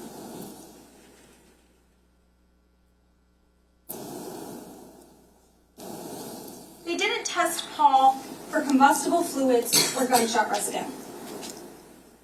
And not a single officer that you heard from that interacted with Paul that day, you heard from Detective Brady, he talked to Paul on scene. You heard from Detective Weisbrot, he talked to Paul on scene with Detective Brady. You heard from Officer Marino, you heard from Officer Redmond, you heard from Officer Bernhard, all of whom had conversations directly with Mr. Caneiro, and it's recorded on body-worn camera.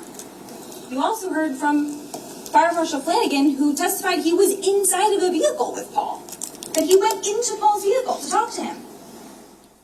Not a single one of them testified that he smelled like gas, that there were any signs of anything.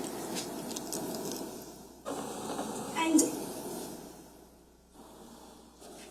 Jonathan Harrington, you heard testimony that the neighbors, they were using the neighbors' bathrooms, they were speaking to Marilyn Klein, they were speaking to Jonathan Harrington. He didn't say anything either.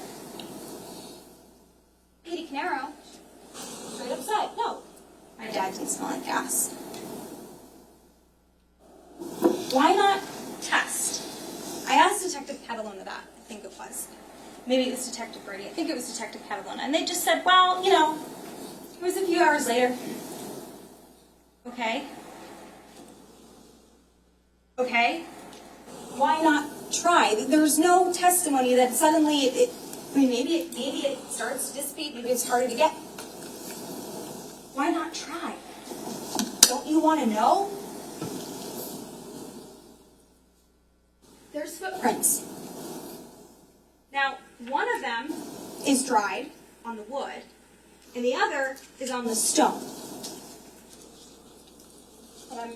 The one on the stone is now missing, right? Because it was wet. It was a wet print. We don't know anything about the one on the wood. We don't know the significance. We know that I think Detective Catalona said that he looked at it, he observed it, and it wasn't like unique enough to really compare with anything else. It was like, but it's there, right? Where did it come from? I don't know. What about the one that was wet? Wouldn't a wet footprint that then dries suggest that it was a fresh footprint? Why don't we have a photograph of it? They put a bucket over it hoping it would preserve it, but it didn't. And what's interesting is that these are the stones that lead to around the shed area. And there's a gate there. And remember Detective Catalona, I asked him, I was like, there's another gate. He's like, oh, I don't remember that gate. And then I showed him the photo. And I said, isn't this a gate right here? And he goes, oh yes, it's a gate. Okay. There's also a front door to the shed and a back door to the shed. When Detective Brady was on the stand, I showed him a video from Detective Redmond's body-worn camera. It might have been a little weird at the time because you're like, why are we looking at this? The reason you're looking at it, the reason I showed it to you, was to show you how dark it was. It was very dark. The video's in evidence. You can see it again. If you recall, you can't see a thing. It would be very easy for anyone who's there, two people in baseball caps and dark clothes, to be walking in that area undetected. It's pitch black practically. You can see it in the video. Now, there's street lights. There's street lights. So when you're in the street, it's a little easier to see. Not great. It's not very dark out. But here, there was no light. You can see it in the video. Why not do a little bit more to preserve that footprint? Could have been a very important footprint. They also didn't collect any of Paul's shoes or boots. They found, I think, like one boot in the basement or something Detective Cavallona testified to. But what about any of the other shoes in his house? You saw the photos from the 15-year-old scene, which I'm going to go through a little bit later. It's a bloody scene. Anyone walking around in that area would have blood on their shoes. Why not collect his shoes to see what's going on? There was no testimony about that, no information, other than we didn't do it.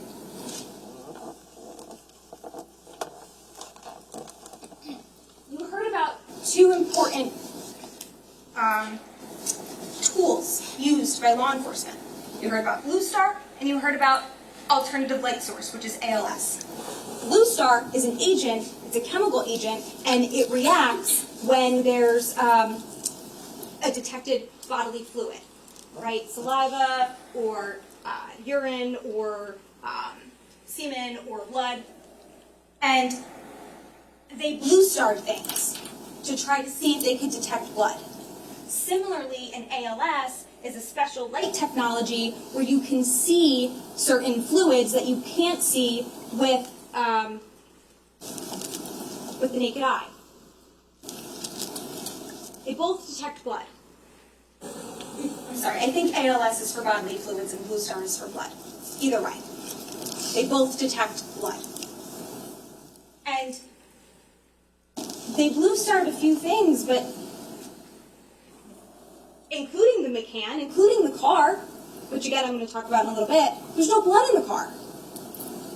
There's no blood in the car. They Blue Starred it, they ALS'd it. But what about the house? What about Mr. Caneiro's house? Don't you want to Blue Star like the sinks and the drains and the showers and the faucets and see if there's any blood being washed off? I mean, again, we're talking about a very bloody scene. You've seen the scene, you've seen the jeans.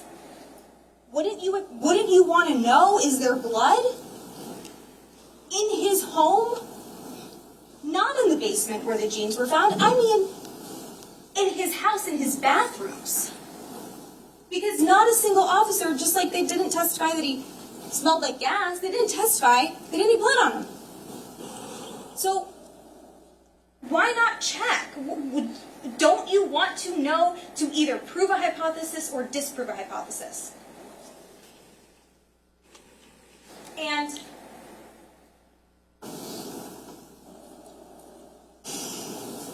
the thing about it is that it's just not that difficult to do. They have the resources. They did it with certain things, but they chose not to do it in other areas like his home. What we do know is that Canine Creed put a great resume. Mr. Murray went through that with him. A great resume of detecting human remain scent and human blood scent. They walked him all throughout that house, and he didn't alert to anything. And maybe that's the reason why they said, well, there was no alert, we're not going to test it. I mean, he also explained, I'm just a tool, right? A reliable tool, sure, but still worth double checking.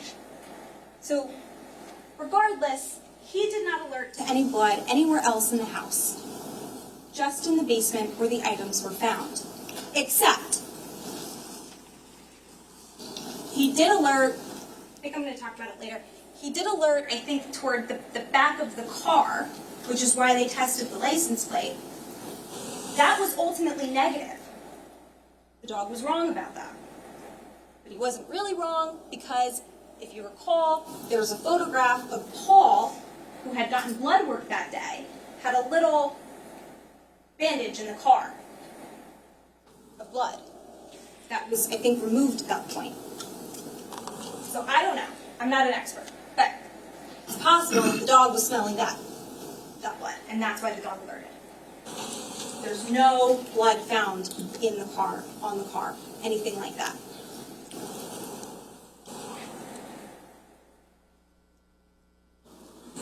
They didn't measure the McCann driver's seat.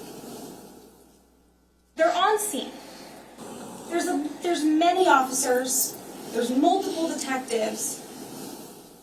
You can easily measure Paul. You have his height. If you don't want to trust what he says, you can measure him, meaning the detectives at the time.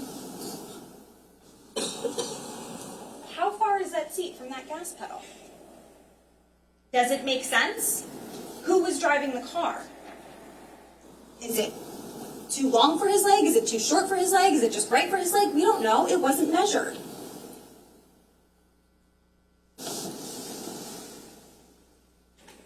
And it might seem like a little thing. These all might seem, I don't know, little things, medium things, but they add up. They add up to real investigation. What I'm going to talk about in a little bit is that this case relies heavily on science. It relies on arson, ballistics, and DNA. But science only tells you the what. It doesn't tell you the who, it doesn't tell you the where, it doesn't tell you the why, and it doesn't tell you the how. Investigation tells you that. Just because we have access to science and forensics doesn't mean we forego basic investigation. But that's what was done here. Mr. Murray asked about a handicap placard.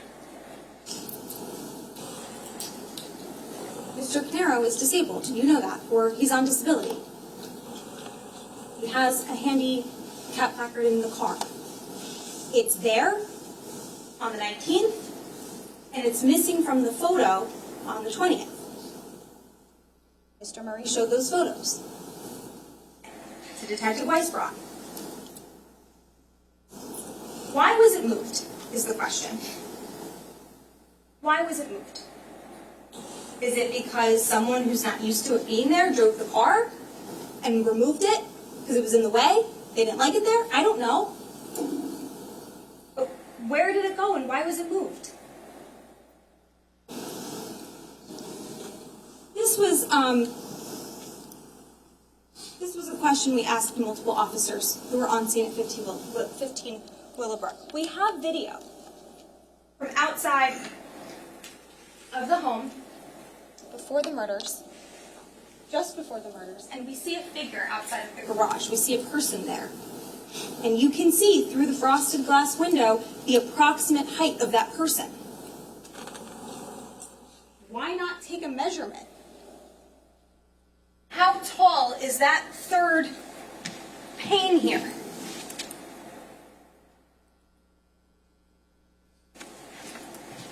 Not a single detective or officer can tell us. Why not recreate it?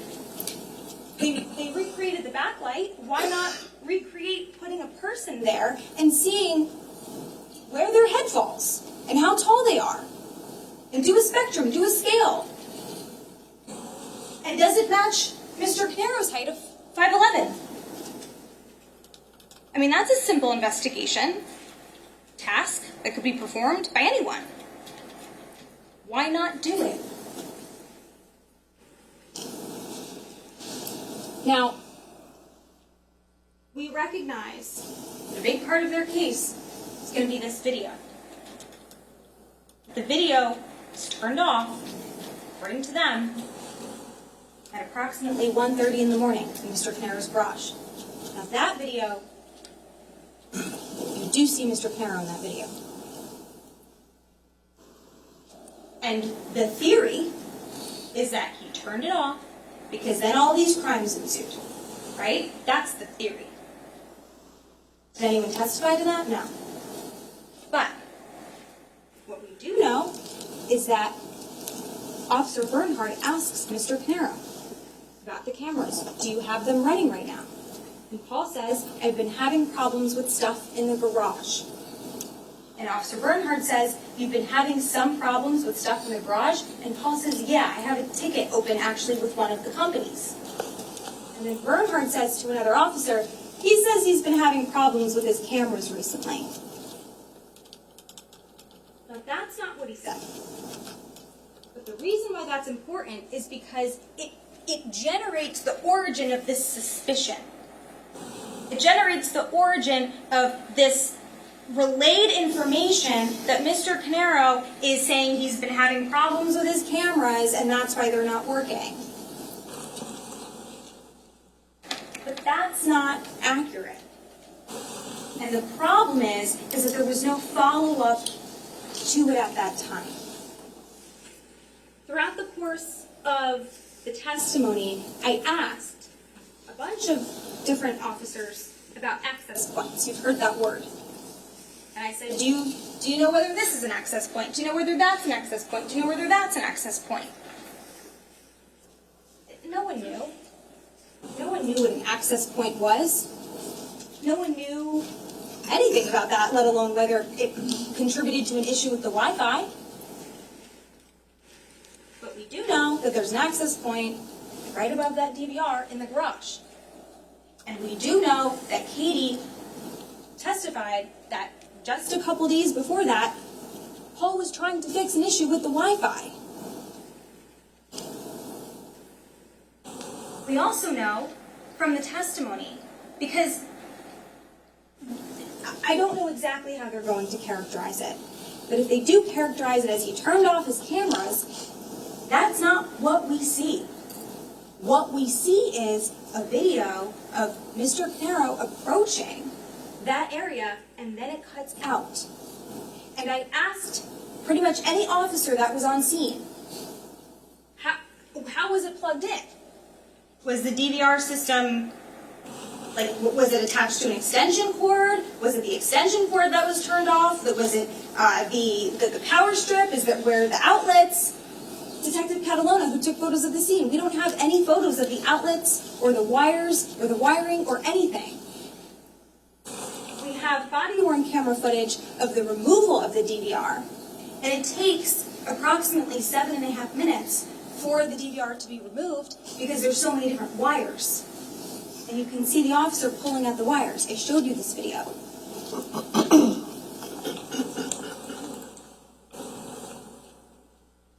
We also know that there's a computer in the basement. I asked Detective Catalona about that. That appears to be a computer. That appears to be another screen, a tablet. And then when he testified about a glove, I said, take another look. Isn't that a glove on a keyboard next to the computer? He said, oh yeah, looks like a keyboard. The state, I suspect, is going to tell you, well, the DVR system was hardwired. It doesn't affect the Wi-Fi, or it's not affected by the Wi-Fi. First of all, says who? Says who? The only person that testified to that was Detective Weisbrot, who's like, well, it's my understanding that it wouldn't affect it. He wasn't speaking as an expert or from first-hand experience. You didn't hear from anyone that said that at all. And in fact, Dr. Gould testified. Who installed your cameras, your surveillance system? He says, I did the actual installation of the cameras, and I did the hard wiring of all of the coaxial cables to the main DVR that I had set up. Unfortunately, once I had set it all up, I couldn't get it to stream through the router, the modem. I just couldn't get it to actually work, so I contacted Paul and had him come over to do the internet protocols or whatever needed so that I could stream it through the firewall. I asked him, was there any type of system that he put in place for you along the way? He said if he did an external hard, I guess it would be a router firewall that I had Square One manage, just so I didn't have to worry about anything happening to my system. Unfortunately, I didn't understand how it worked. He did. So I would always have him take care of any problems that occurred, and one of them was trying to get the video cameras to work. Was there something with an acronym that he used? He set up a DDNS, and I know it has something to do with changing IP addresses, but I don't understand it. He did. Okay, So you mentioned you don't understand it. Is this something that's simple or more complex? To me, it was complex. And did Paul ever set up any access points in your house anywhere? He set up an access point over our garage, but it was too far away from the antennas for our router, and this way my wife had her office there, and it allowed us to have better internet access at the end of the house. Now, this doesn't explain everything, but it does demonstrate that this is complicated. It's not as simple as, oh, well, this has wires and Wi-Fi doesn't, so therefore it's no impact. Where's the expert testimony to say that? I mean, it's simply, you can tell that it's complicated. And Detective Brady testified that when he spoke to Paul and Paul was trying to explain it to him, he didn't really understand it either. And I think I asked him, like, sounds pretty technical. And Detective Brady said, yeah, it was. Now, Detective Brady is a detective and he does not have body worn camera attached to him. But there's many other officers on scene that did. And if Detective Brady, with all of his years of law enforcement training and experience, had said, hey, buddy, come over here, I want to record, just stand here while I have this conversation with Mr. Caneiro while he explains the issues he's having with his Wi-Fi, record it.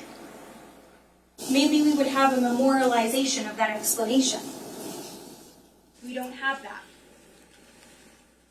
But the fact that a system is hardwired doesn't mean, in and of itself, that it's not affected by the Wi-Fi or that it doesn't affect the Wi-Fi. And similarly, the fact that the screen cuts out doesn't mean that cameras were shut off.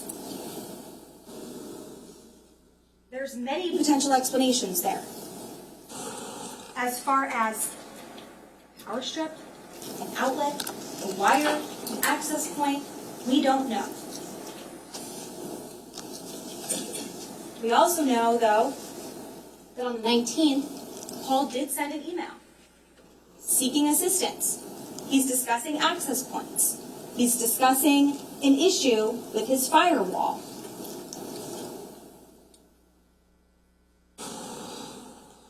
This is an evidence. This is consistent with what he is telling the police. This is consistent with what he explained, or what Katie explained to you about issues with the Wi-Fi.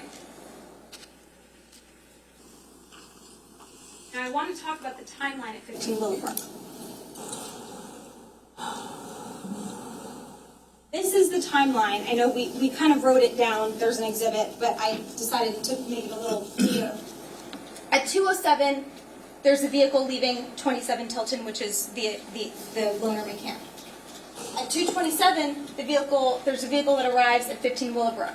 At 2:35 a.m., that's when the garage lights turn on and we saw the figure outside of the frosted window.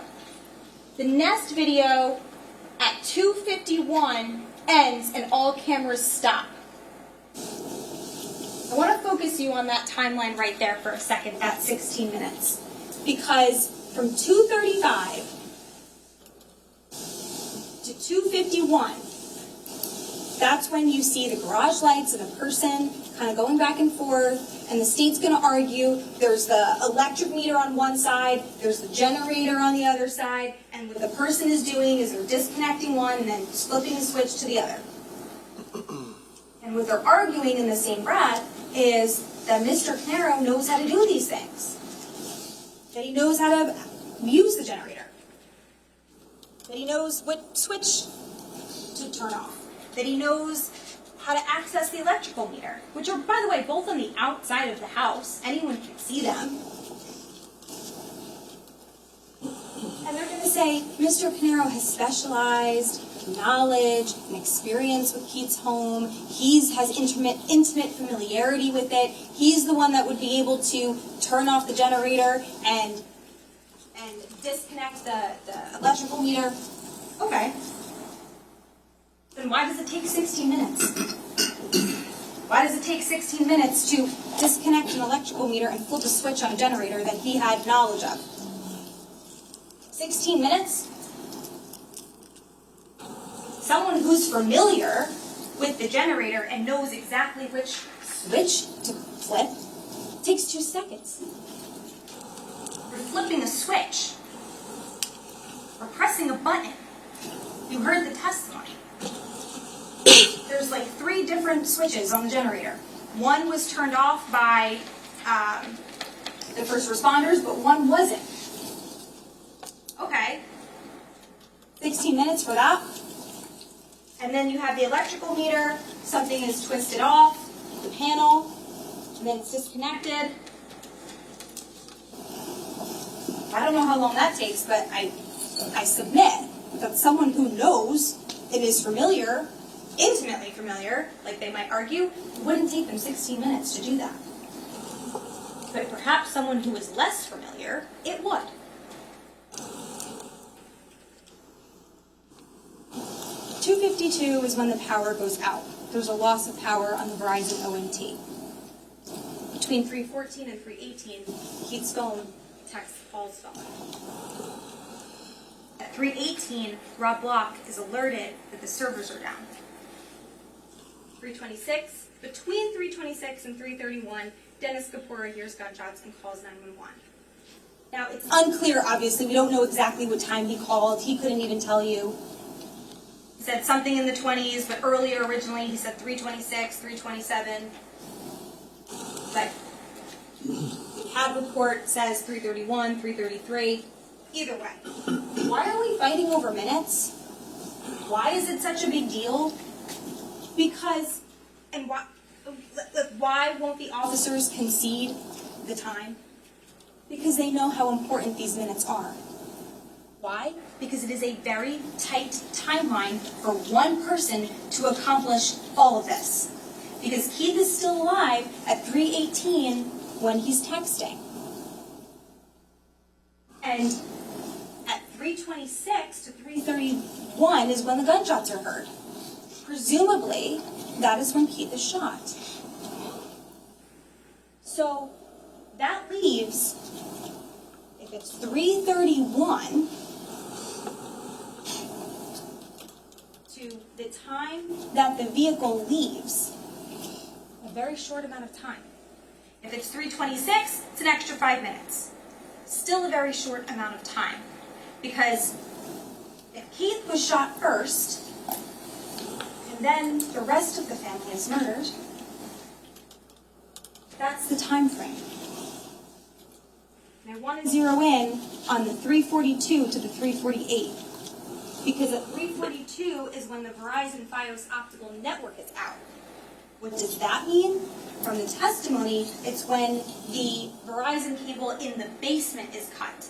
And the reason why that's important is because that is tied to the fire alarm system. And so we know that the fire would have had to been set after that is cut. Otherwise the alarm would go off, the smoke alarm or the heat alarm or whatever it is. So that's 6 minutes. 6 minutes from the Verizon Fios optical line being severed. We know it was cut. You saw a photo. There was testimony. To the vehicle leaving on video from the Area 15 Willowbrook. 6 minutes is not a lot of time. Detective Petrozello, I asked him about his testimony under oath at the grand jury.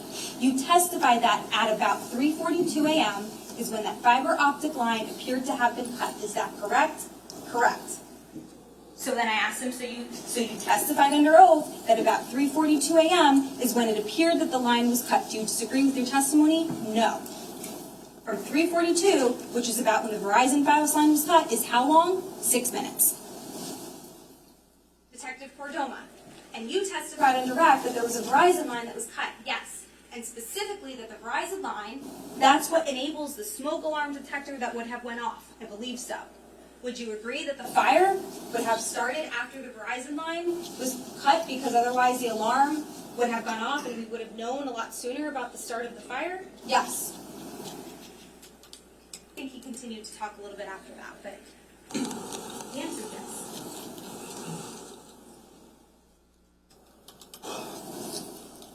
So, Mr. Murray asked a lot of questions about trying to walk this distance. So to put it into perspective, the reason why we're asking these questions is because in 6 minutes,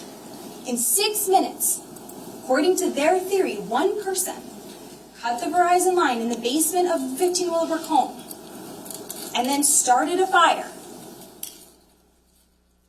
and then left the house, ran across that area to wherever the car was parked, which we know wasn't in the driveway because we would have seen it pull in the driveway on surveillance. It must have parked somewhere down the road, either on the road or possibly down that driveway. We don't know.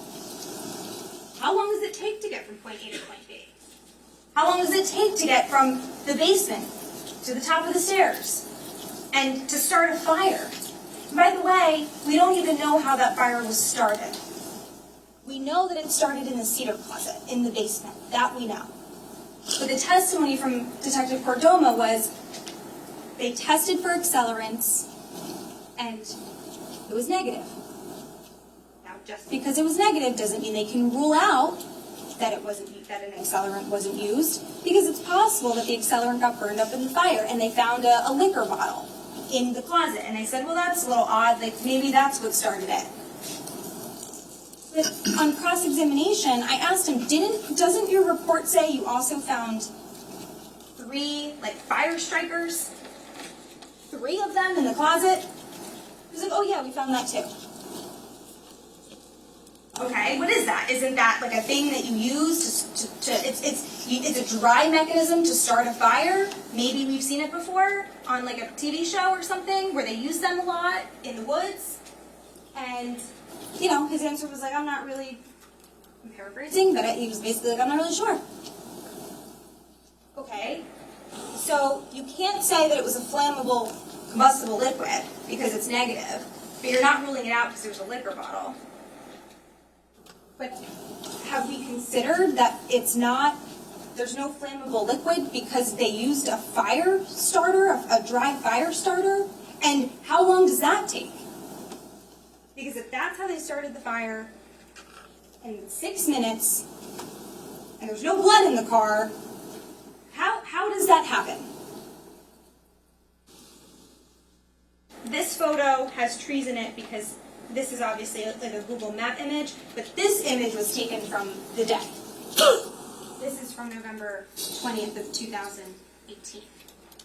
And you can see the layout of the house. What door did they come out of? There's an unlocked door, there's an open door in the back. What happened to that? Did they go from the basement out the back door? Is that a theory? How long does that take? How far is it? This is another aerial image.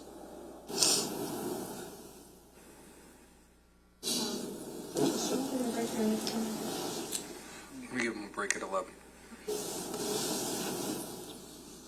Now, we heard testimony from both Boris Wolstein, who's a 911 caller. He lives at that house there at the top left of the screen. He's the neighbor that called 911. He said that he saw smoke coming from the back of Keith's house and he thought maybe Keith was burning leaves because there's a place to burn things in the back of Keith's house. Obviously that wasn't the case, but that was his initial assumption. So you can burn things in the back of the house. I asked Mr. Wolstein about, he lives in the area. I asked him about lakes, bodies of water in the area. He told us about some, about when you drive and you make if you're coming out of the driveway at 15 Willowbrook and you make a right and you go through the back roads, which is the exact route, the back roads way that the state is alleging Mr. Caneiro took, you pass over a few brooks, a couple brooks. There's Willowbrook, there's Hot Brook. And then I asked Mr. Goldstein about this, Mr. Murray asked Detective Zerillo about this. There is a swimming river reservoir. And the road is it's a 2-lane road, and the testimony explained that it's like very close to the water. Anyone, if they wanted to get rid of evidence, could have tossed it out the window. There's a body of water behind the house. There's a place to burn things behind the house. There's random bodies of water to toss evidence. But the state is alleging that Mr. Caneiro took it back with him to his house. Now I'm going to talk about the no blood in the Porsche Macan. I don't have to go through all of these. You know, these photos are devastating.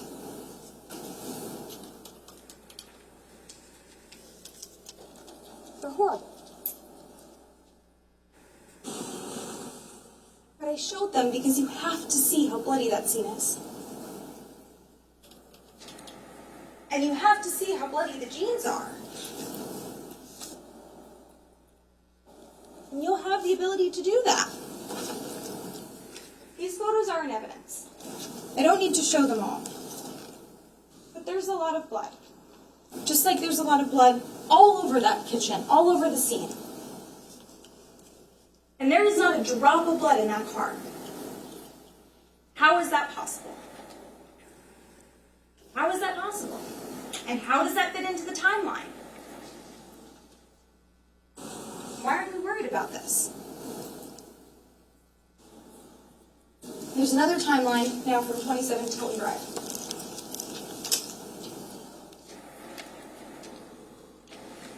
Now the vehicle arrives at 27 Tilton at 4:07 a.m. Then we have 4:30 a.m. and approximately 4:30 a.m. the men. 4:54, Paul's phone is unplugged, according to the extraction report. 4:57, there's a flash of fire at the corner of the house. That's the main fire. And I want to know, because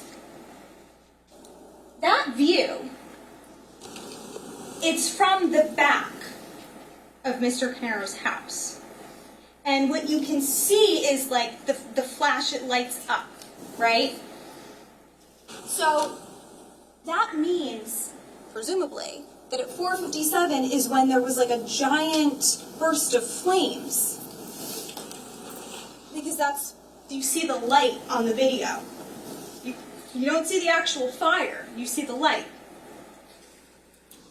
But that doesn't mean that someone wasn't there earlier, starting at 4:30 in the morning, trying to light a fire. Lighting a smaller fire. Perhaps a fire that's not large enough to be visible on that video. At some point, gasoline is presumably poured down this basement window, and that's when there's a giant flame. But what happens between 4:30 and 4:57? Are people using fire strikers to try to light a fire? I don't know.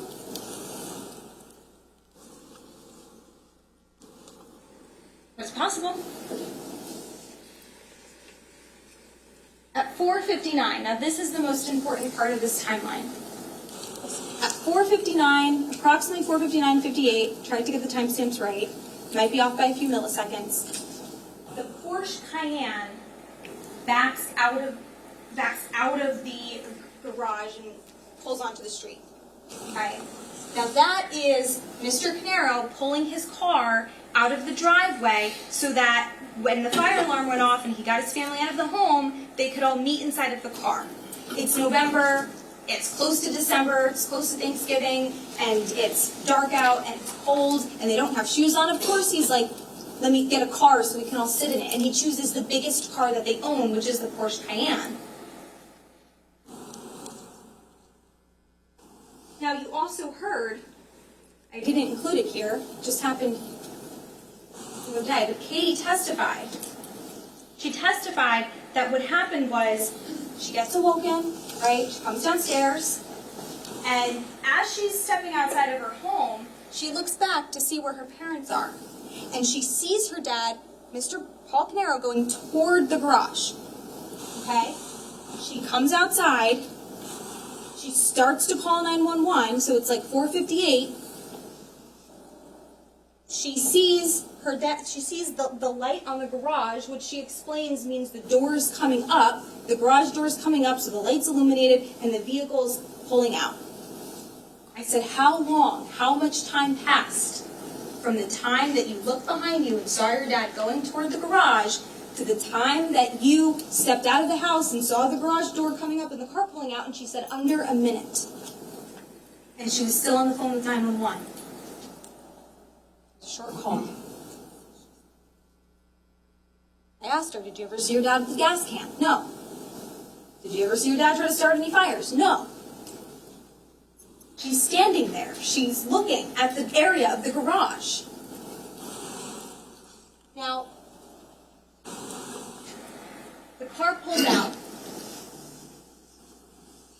and it's 1 minute and 28 seconds later that you see the garage fire start, that you see the garage fire light up on surveillance video. These are still shots. It's a little hard to see, and I'm going to play the video since it's only 1.5 minutes. But the first image is, you can see at the top right, it's the Porsche Cayenne pulling out of the driveway. And at 5:01 a.m. is the flash of light. That's the garage fire. Now, Mr. Murray asked one of the detectives, who said something about, it looked like gasoline was thrown on the hood of the Porsche Macan. And he said, okay, if someone threw the gasoline on the Porsche Macan, wouldn't that mean that there's someone there to throw it? And he answered yes. That's what that would mean. Okay. So my question is, how is Mr. Caneiro pulled out of his driveway in front of his house with his family in the car? How is he simultaneously there and 1.5 minutes later also simultaneously lighting a fire by the garage? How is he doing that? How is he in two places at once? I'm going to play the video. We're going to take the break now. So, Mr. Decker, can you move the... ladies and gentlemen, we're going to take the break now. You've been at it for almost...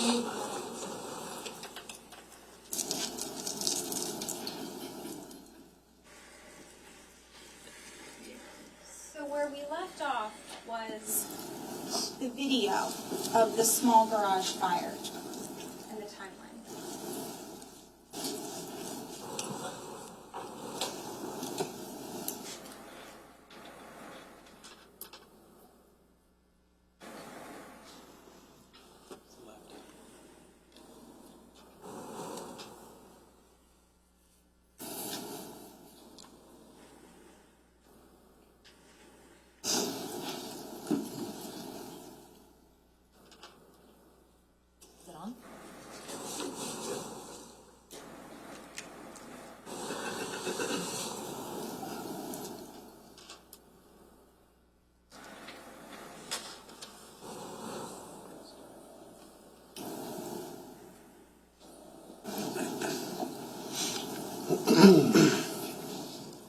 It's this one, right?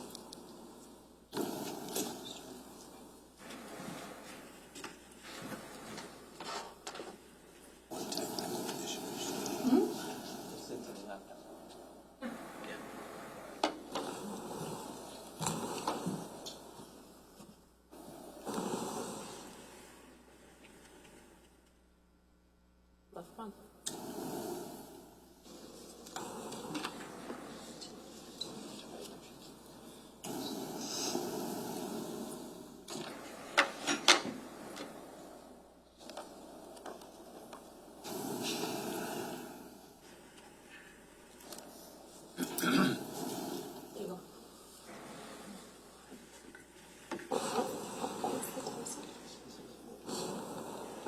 Okay, so we're at 4:59 and 52 seconds. We're going to press play.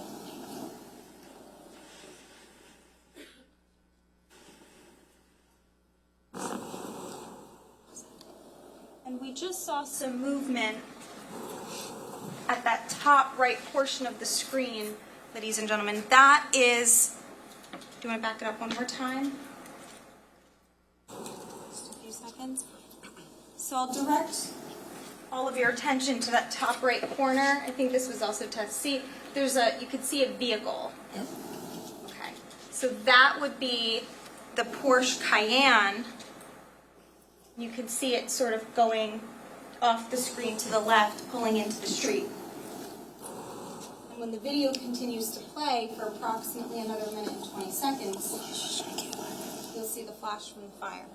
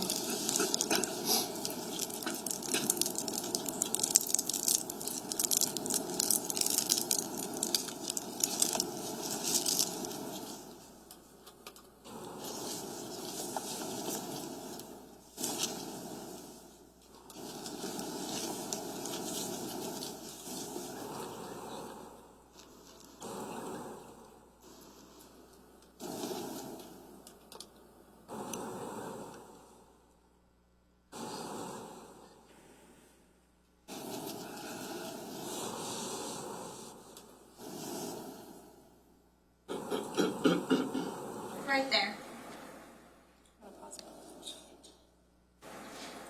And we're stopping at 5:01, 28 milliseconds. Can I have the right table again, please?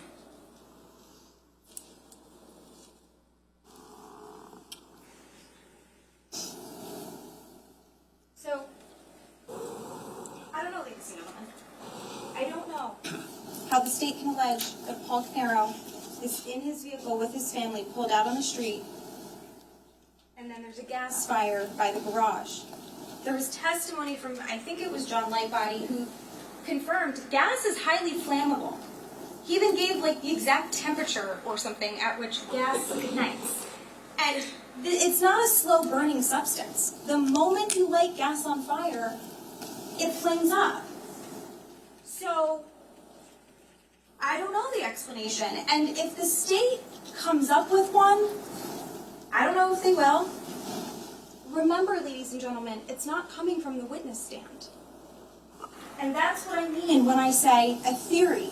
That's what I mean when I say the state is theorizing or they're filling in the blanks or they're trying to fit the puzzle pieces in certain ways. There was no testimony from any witness in this case that Judge, I object. Can I just be heard for a moment? Yes, you can.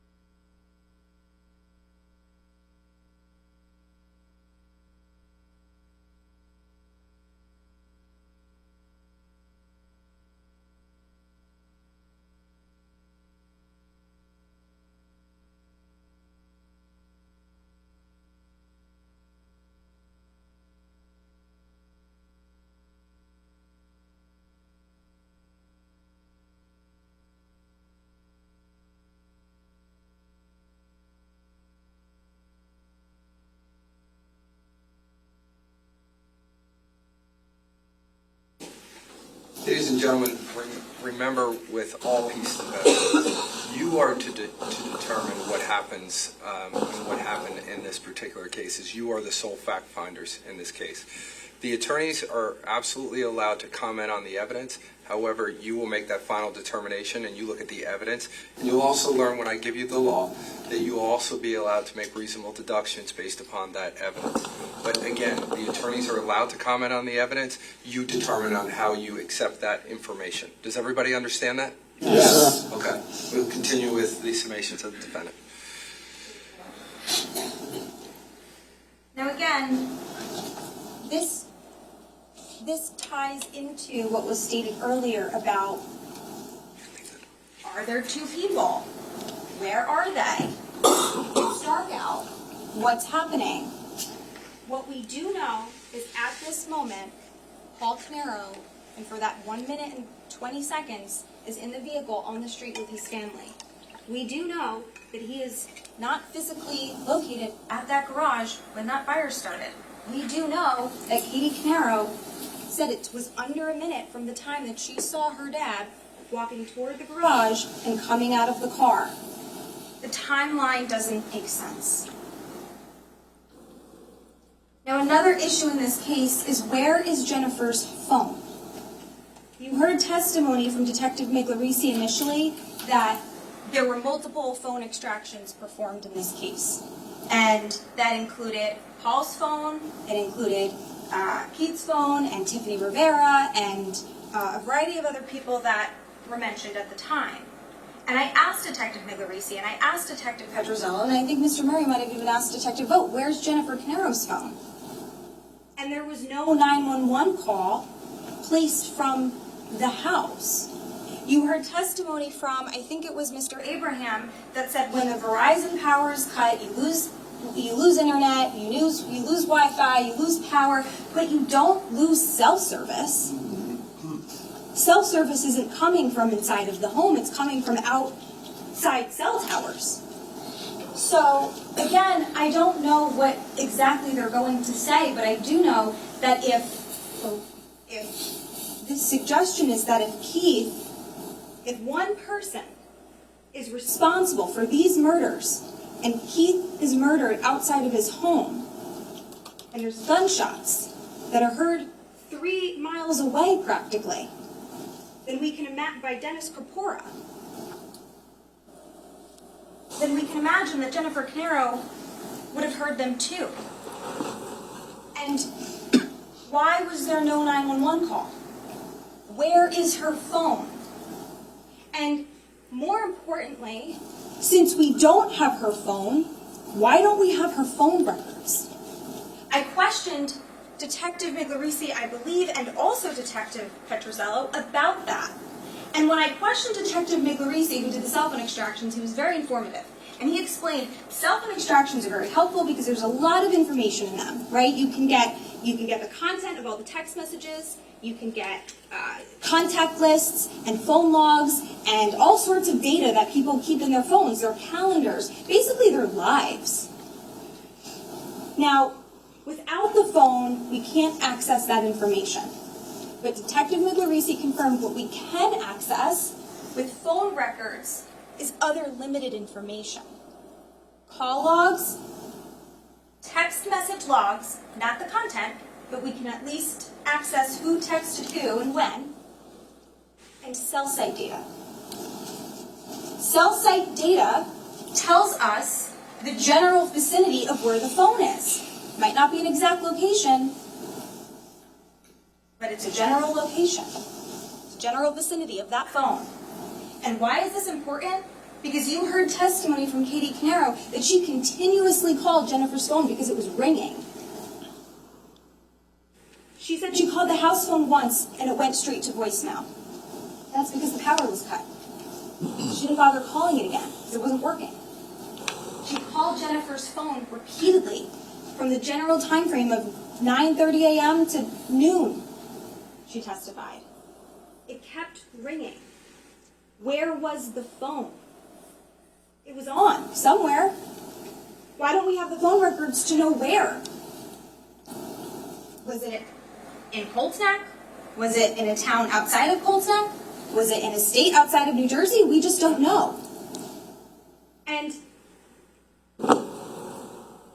Catherine Lachise testified that when she tried calling Jennifer at approximately closer to 12:31, she couldn't remember on the stand, but she confirmed that when she gave her statement at the time, it was off. So who turned the phone off? If people are calling and texting her,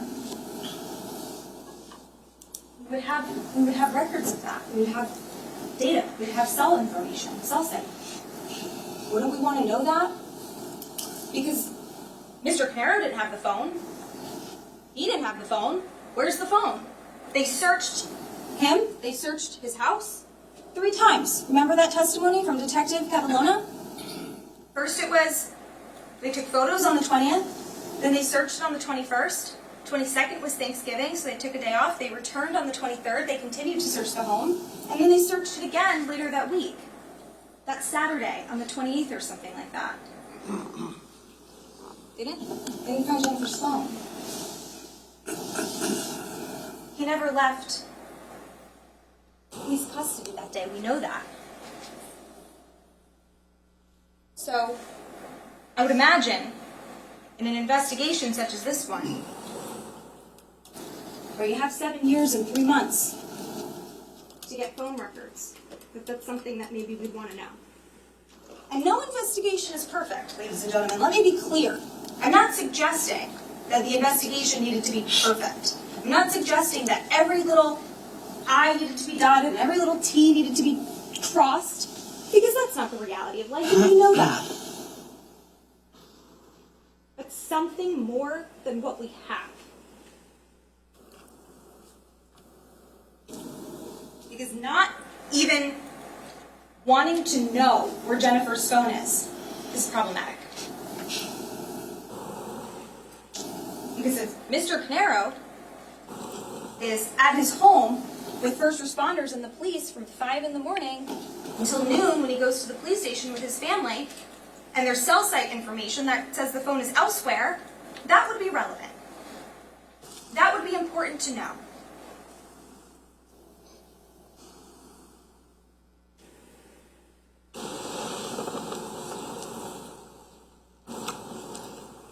And in case the state suggests, well, maybe the fire burned up the phone. Well, I think that could be called into question, and here's why. Number one,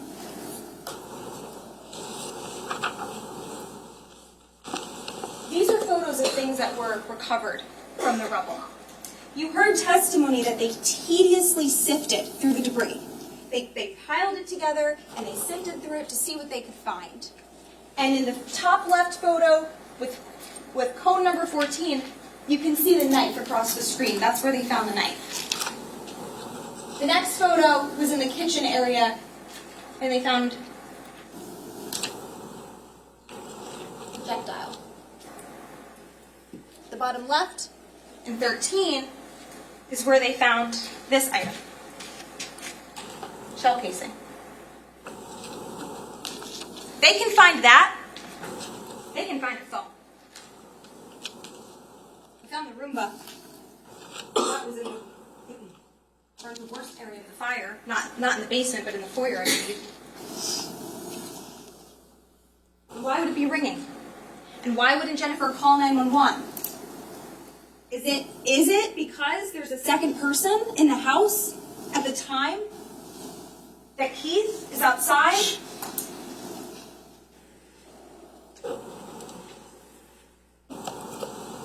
And where is the Ring doorbell camera from 15 Willowbrook?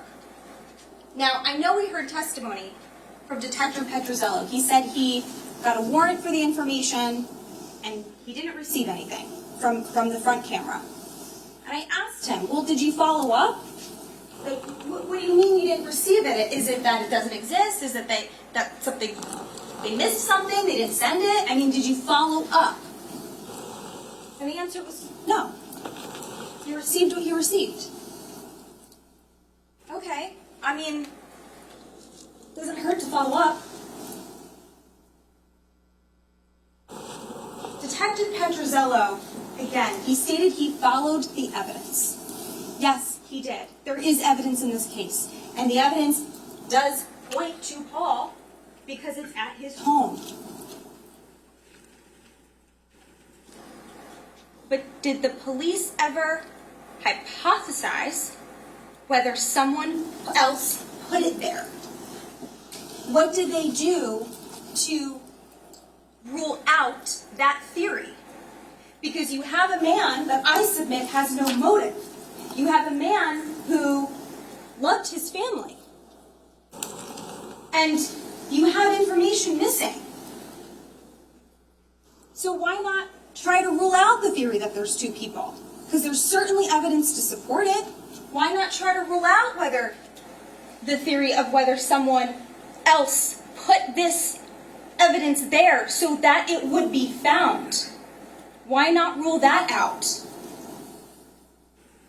Detective Petrozello didn't rule anything out. He was very clear about that. He simply followed the evidence that fell on his lap. Now the arsons They're not contested. Of course they're arsons. Now, what matters is the timeline. The timelines I went over earlier. And what matters is how did it start and who started it.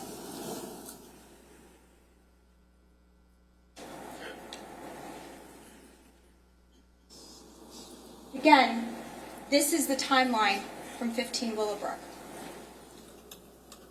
And 6 minutes is not a lot of time to do everything that the state alleges one man did, as far as cutting a cable and starting a fire and somehow getting across this large property to a vehicle, not parked in the driveway, but somewhere else, and somehow manages to get home without blood in the car.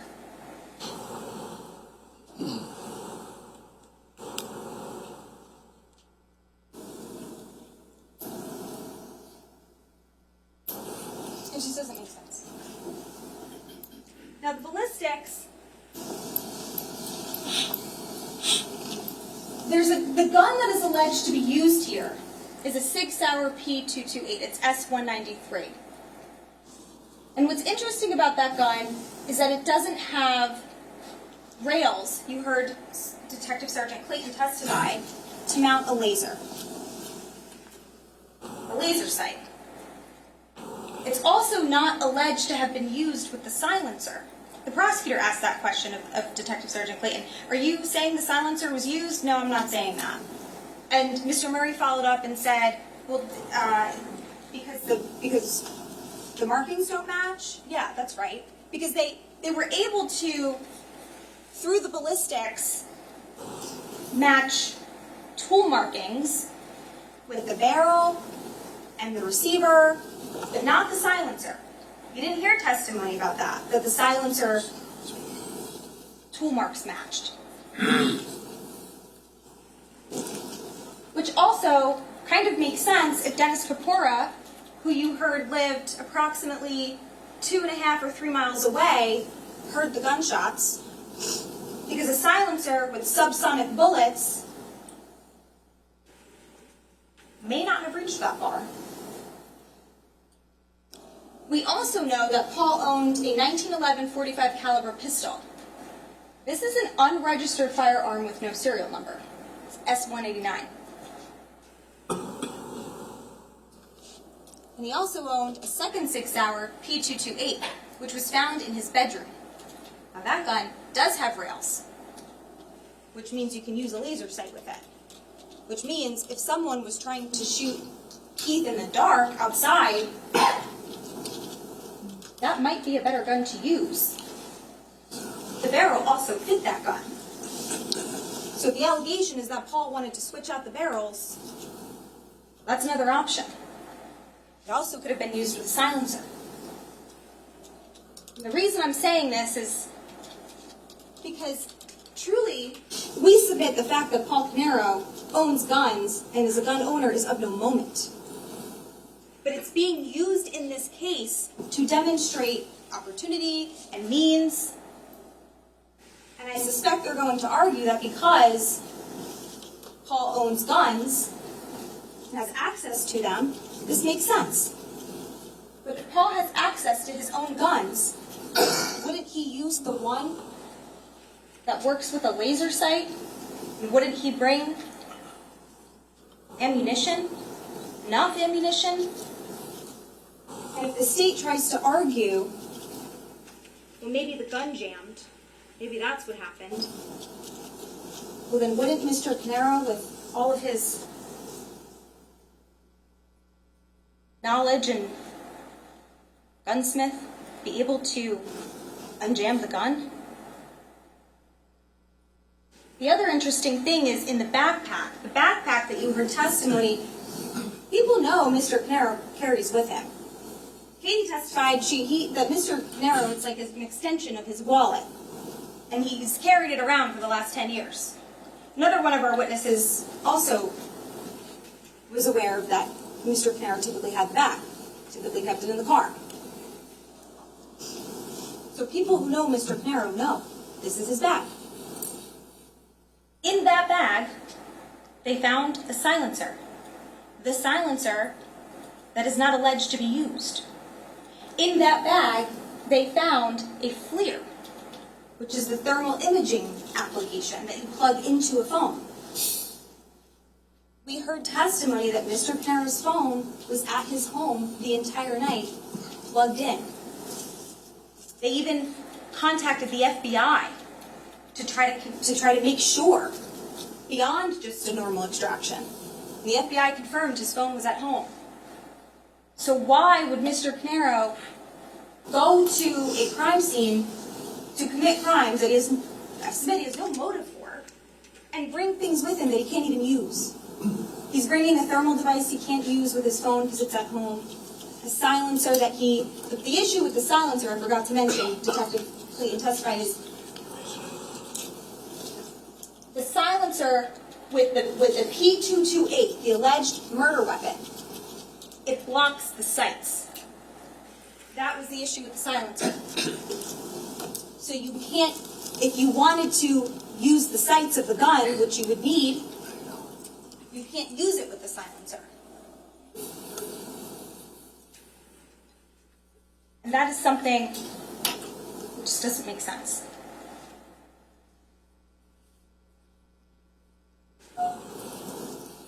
Those are images of the three guns. The one in the top left is the unregistered firearm. And those two are the safe hours.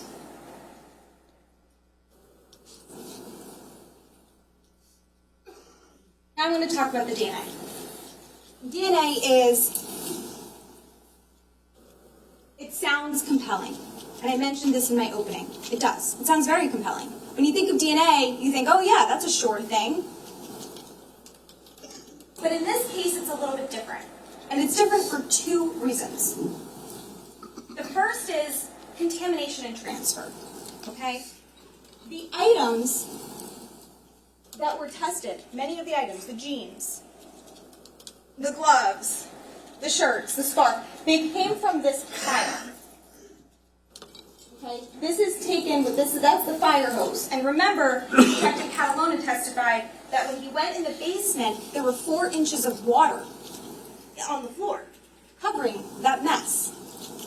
And the lab confirmed, and Detective Catalona said it was paper bagged, and it was brought upstairs, and it was eventually put in the driveway so that it could maybe thaw, because it was melted together from the fire, it was frozen together from the fire suppression water that froze it, and then it congealed. It's like simultaneously melted and simultaneously frozen. And the lab received it wet. So you also heard testimony. Put that aside for a moment and compare that with the testimony you heard, the extent to which any crime scene forensic person, such as Detective Catalona, Detective Vogt, they're constantly changing their gloves. They explained that on the stand. Why? To avoid contamination. Because if you touch one item with a glove and then touch another item with that same glove, that is potential contamination. You want to avoid that. And then you heard the excruciating procedures of the DNA lab. You heard they have secure facilities and hair nets and goggles or masks, and they have coats. Of course, they wear gloves, and they clean their stations in between each testing with bleach or ethanol. They cover it with different paper. They want to make sure that there is absolutely no ability to contaminate what they're testing. There was testimony that, there's contamination by touch and transfer. There's contamination potentially by breathing. That's how sensitive DNA is. And you heard testimony that the DNA kits, the instruments that they use, they're highly sensitive. I think it was either expert witness Christine Schlenker or Reed that testified, we're talking like 20 picograms is how sensitive these DNA instruments are.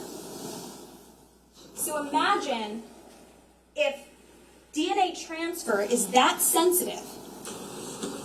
Those are precautions that you would take, that anyone would take to prevent transfer and contamination.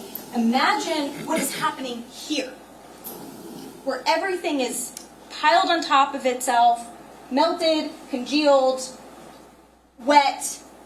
You heard testimony that the DNA actually transfers easier when it's wet with the water. It's a mechanism of transfer. And let's not forget that this is in Paul's house. This is in Paul's basement. Mr. Murray asked the DNA expert, would you expect DNA, your own DNA, to be in your house? Of course. Would you expect a stranger's DNA to be in your house? Probably not. So, whatever DNA of Paul's is found in these items is really much ado about nothing. Because if his DNA is on those items, it could be transferred, it could be contaminated, and it's in his home. And the DNA that matters in this case, the DNA that belongs to Sophia and Jesse, that's the DNA that's compelling. That DNA, the major profile, the blood on the genes, we're not contesting that. But who put it there? Who put it there? Because the mere fact that Sophia's blood is on these genes and they're found in Paul's basement doesn't tell you that Paul put them there. Right? The DNA experts are very clear about that. We don't say how it got there. We don't say why, and we don't say who, because we don't know. We just know that it's there.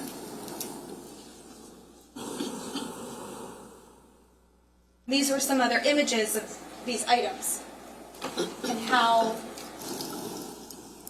combined they are. That's another close-up view. I would call it DNA soup. Because that appears to be what it is. Now the next issue with the DNA. So the first issue with the reliability of the DNA. When I say reliability, I really just mean more colloquially, can you rely on this DNA evidence to say that this man is guilty? The reliability of that is called into question by the transfer and the contamination I just mentioned. And it is also called into question with the fact that when they used the StarMix software for certain samples, they did not test anyone else's DNA against it other than Jennifer, Jesse, Sophia, Keith, and Paul.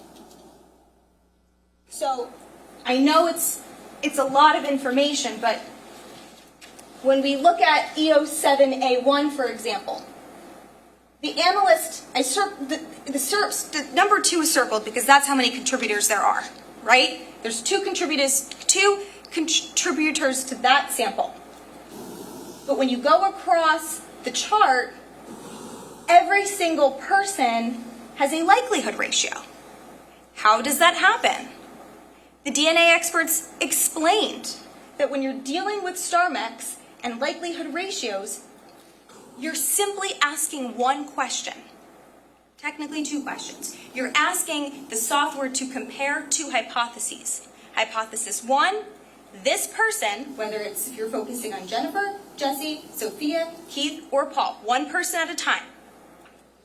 What is the likelihood of this hypothesis, that this person's DNA is in this mixture, versus the likelihood that it is not? That's all it is. It's not whose DNA is in this. It's what is the likelihood that Jennifer Caneiro's DNA is in that mixture versus it not being in that mixture. And based on the information that it had, the data, the alleles, the electropherograms, the likelihood that it was in the mixture is 2,600. Moderate support. When you do the same thing for Jesse, it's 85. Limited support. When you do the same thing for Sophia, it's 48 billion. Much higher number. And when you do it for Keith, it's 9,000. Which is a higher number than for Paul, 1,900. But both moderate support according to their verbal scale. Why does this matter? Because we don't have, for example, Corey's DNA. We don't know what the number would be for any of these without Corey's DNA. Corey is a family member. He shares a lot of alleles, at least 50%, possibly more, possibly closer to 70%, like Keith and Paul. We just don't have answers to questions that aren't asked. And as you can see, when we have a number like this, 21,000, or 400,000, or 43,000, or even 200 million, or compared to sextillion and septillion, what if someone else has a higher number? What if you asked it, does John Smith, Jane Doe, Corey Caneiro, what if you asked it what that hypothesis? Would the number be higher than 200 million? Would the number be higher than 21,000? Again, we just don't know. And that's the problem. And that's why this information is not a reliable source to convict Mr. Caneiro. It doesn't say, this information here doesn't say that Paul's DNA is in a mixture. It simply says this is the likelihood that it could be in this mixture or that it is in this mixture compared with the likelihood that it is not. And that is very different than random match probability.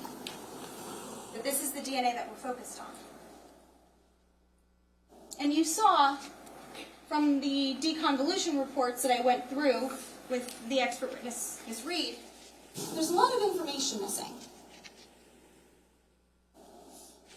I won't do it again. But when we went through page by page, if you recall, we were going line by line, and StarMix comes up with probabilities for each allele. And there were times where Paul's alleles were like 3% likely, or number 4 down. Sometimes they're first, sometimes they're second, but other times they're at the bottom. And so what does that mean? It's probabilistic. It's using a mathematical model to guesstimate and give you its best guess. It's not a certainty.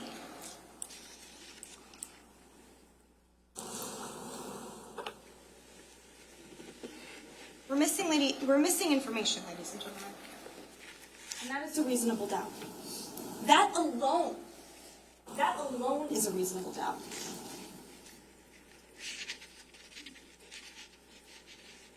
Now, at 15 Willowbrook, there were 4 DNA samples that were taken, that were testified to.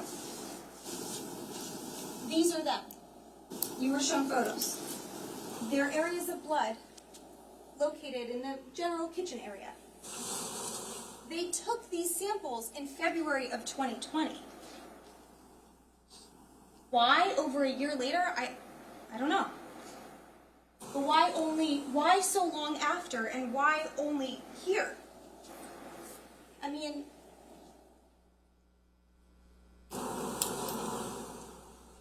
wouldn't we want more information?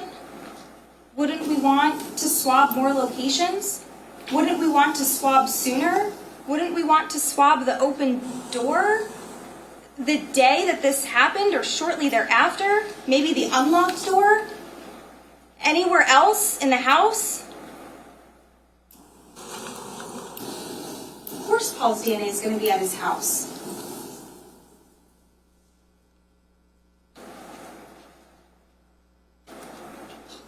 But what about 15 Willowbrook?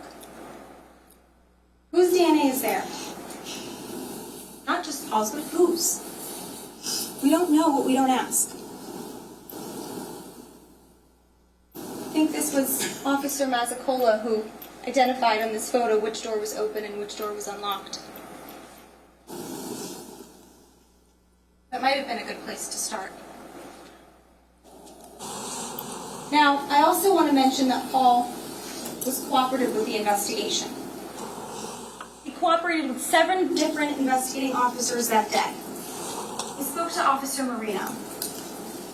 And Officer Marino asked him, did you guys inhale smoke or anything like your chest? Do you want an ambulance here? And Paul volunteers. I hit my hand somehow. He's rushing out of the house. Katie recalls hearing it. Marino says, "Do you want an ambulance to come check you out?" Paul says, "What do you think?" Officer Marino says, "It's up to you." Paul's not hiding anything. He's cooperating. He's offering up information. Information that I suspect is now being used against him to suggest he's guilty of something. And you saw the injuries, alleged injuries. You saw them. A bruise on the toe or something, a mark on the arm. There's some additional, there's no expert that's testifying as to the age of the bruising. We don't know how that bruising got there. It's nothing that is clearly fresh and compelling as far as injuries. You heard testimony that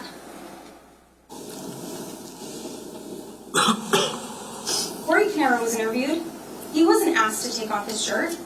We don't know what, if any, injuries he had. We just don't know. Paul spoke with Officer Redmond.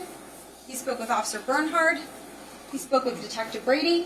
He spoke with Detective Weisbrot. He spoke with, it actually should say Fire Marshal Flanagan, not Detective Flanagan. It's two Flanagans. And he signed over consent to search his vehicle.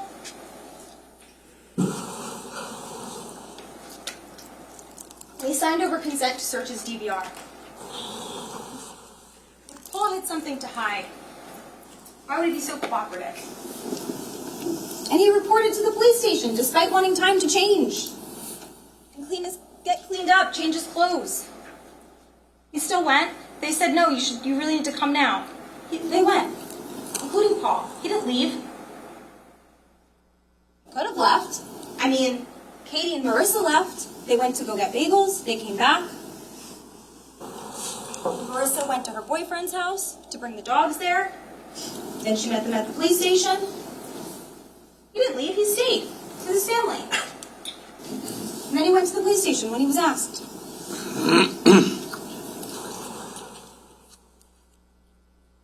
There's zero investigation into the third brother. We don't have his DNA. We don't have a phone extraction. But interestingly enough, we do have Elisa's phone extraction. You heard testimony about that. And first I tried to ask Detective Miglioretti about it, because he did the extractions for Paul and for Keith. And I think he said something to the effect of, I only focused on these. I said, okay. Detective Petrozello might be the person. He's the lead detective who reviewed the extractions. Okay. So I asked him. I asked him specifically about Elisa's phone extraction. He said, I only looked at the 19th and 20th. I didn't look at the rest. Elisa is Corey's wife. You're telling me you have this phone in your possession? You're telling me, in light of everything that you can learn from a phone, content of text messages, calls, calendars, data, notes, applications, the list goes on, all of the information that is available to you, law enforcement, for 7+ years, and you don't even look at it? You just say, oh, I just looked at 2 days because I, law enforcement, decided that's what was relevant? How do you rule things out when you decide what to look at? There's vast information available, and no one looked at it.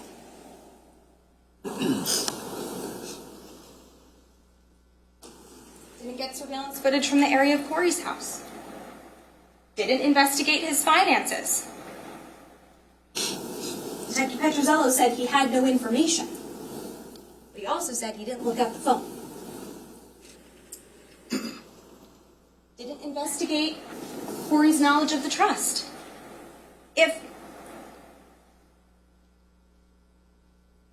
Wouldn't we want to know? Wouldn't we want to know what Corey's knowledge of the trust is?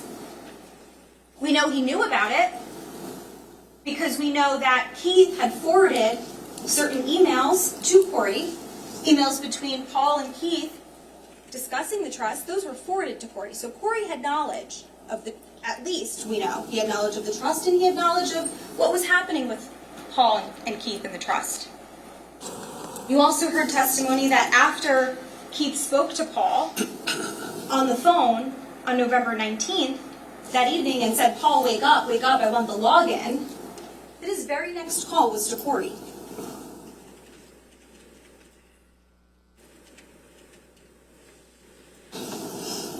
And they didn't investigate his claim that he couldn't drive at night.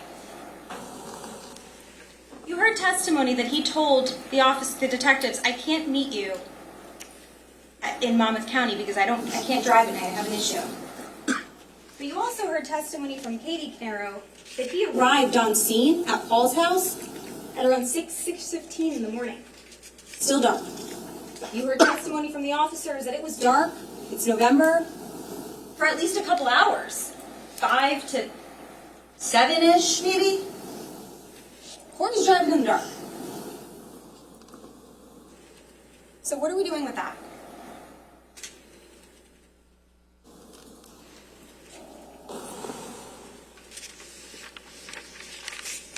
Ladies and gentlemen, it is the state's burden in this case.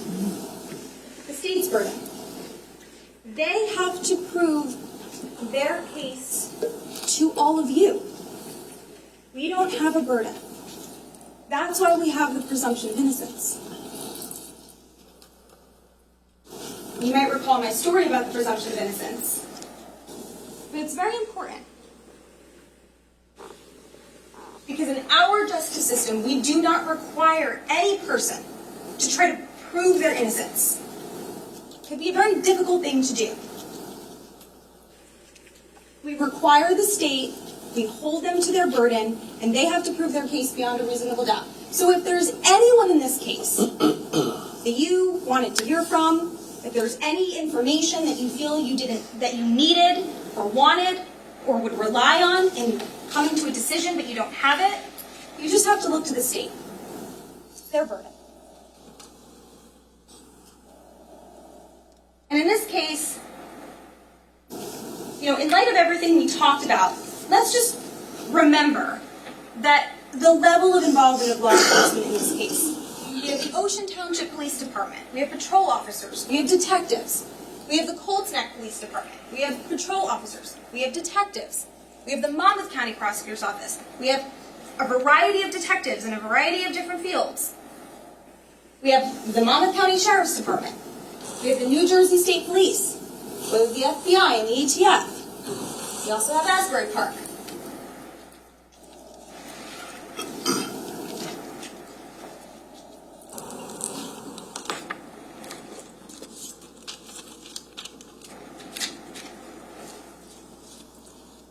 Detective Brady, Detective Zarillo, Detective Weisbrot, Detective Mahoney, Detective Catalona, Detective Vogt, Detective Bassiter, Detective Cordoma, Detective Wayne Rayner, Detective Kevin Condon, Detective Andrea Tozzi, Detective John Saucian, Lieutenant Mueller, Detective Robert Flanagan, Detective Scott Valenti, Detective Sean Murphy, Deputy Chief Wilbur, Detective Nareth, Detective David Sidorakis, Detective Kristen DeVito, Detective William Anton, Richard Shin, and Jose Cruz, and a name I can't pronounce, and Scott Samus.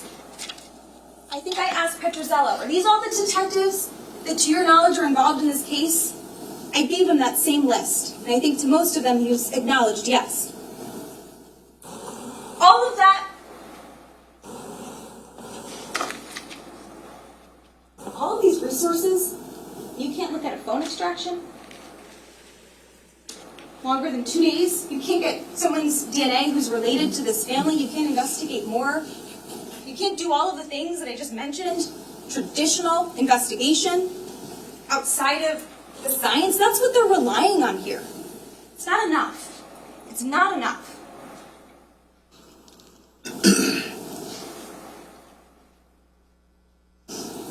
These are the reasonable doubts that I mentioned. These are the main categories. There are subcategories I went through a lot. And this is a non-exhaustive list. It's not, there could be more. This is what I'm presenting to all of you. And if there is any reason to doubt in this case, you don't need to find all of these to be reasonable doubts. You just need to find one. That's what our system requires.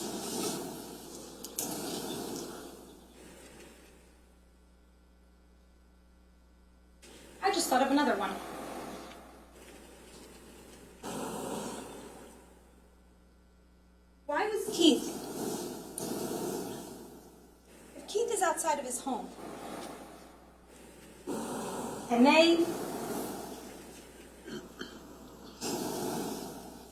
if there's two people involved, if they looked at Paul's phone, there's no evidence of conspiracy with another person.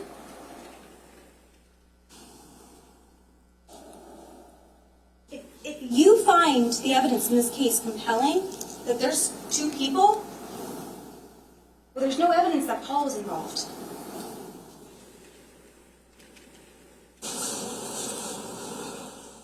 All of these facts, all of the missing information, the lack of investigation, the missing evidence, and the remaining questions that have not been answered are reasonable doubts. Now, there's three principles of law. I'm almost done. I'm going to sit down soon. We talked about the presumption of innocence. I'm not going to repeat that. We know what that is. I trust every single one of you know what that is. The burden of proof, we talked about that. It's on the state. So the last thing I want to talk about is standard of proof. What does proof beyond a reasonable doubt mean? In our justice system, we have sort of a scale of burdens, of standard of proof. The lowest level is probable cause. Probable cause means there's some evidence. Beyond a reasonable doubt is the highest standard, and it's all the way at the other end. If you find that there's some evidence in this case that Paul Caneiro is responsible for these crimes, you can't find him guilty. You'd have to acquit. Next is preponderance of the evidence. It's used in a lot of civil cases. And it basically just means that instead of being here, equipoised, we're here. It's more likely than not, which could be 51%. And if you find that it is more likely than not that Paul Caneiro is responsible for these crimes, you have to find him not guilty. It's not enough. The next is clear and convincing evidence. Clear and convincing evidence. It's pretty self-explanatory. If you find that there is clear and convincing evidence that Paul Caneiro did this, you cannot find him guilty. You must acquit. It is not enough. If and only if the state can prove its case beyond a reasonable doubt, which means you are so firmly convinced that there is no rational reason left in your mind, rational reason, to doubt,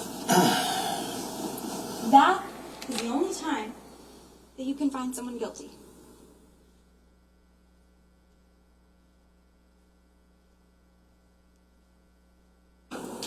There's a saying that justice is blind.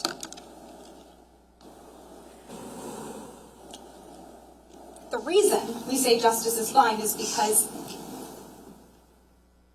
justice is fair, it's impartial, it's objective, and it is blind from bias and prejudice and assumptions and subjectivity. Justice, and sometimes we see the Lady Justice and she's holding the scales. Justice is blind because justice doesn't judge. It weighs. That's why we have the scales.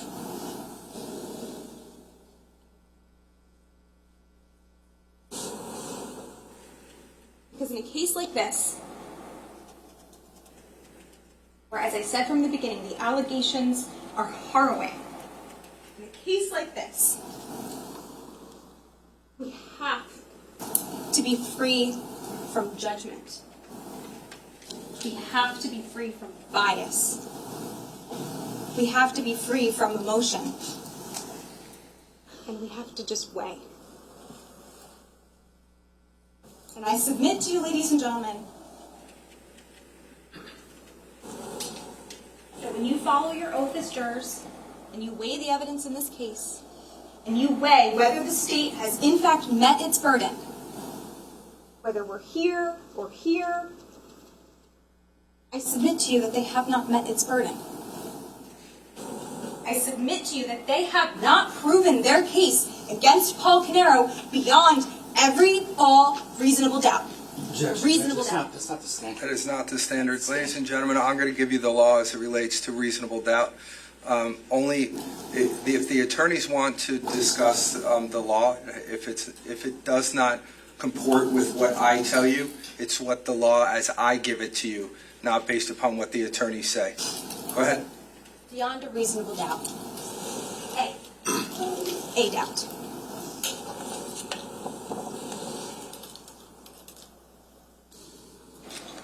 Mr. Caneiro is not guilty.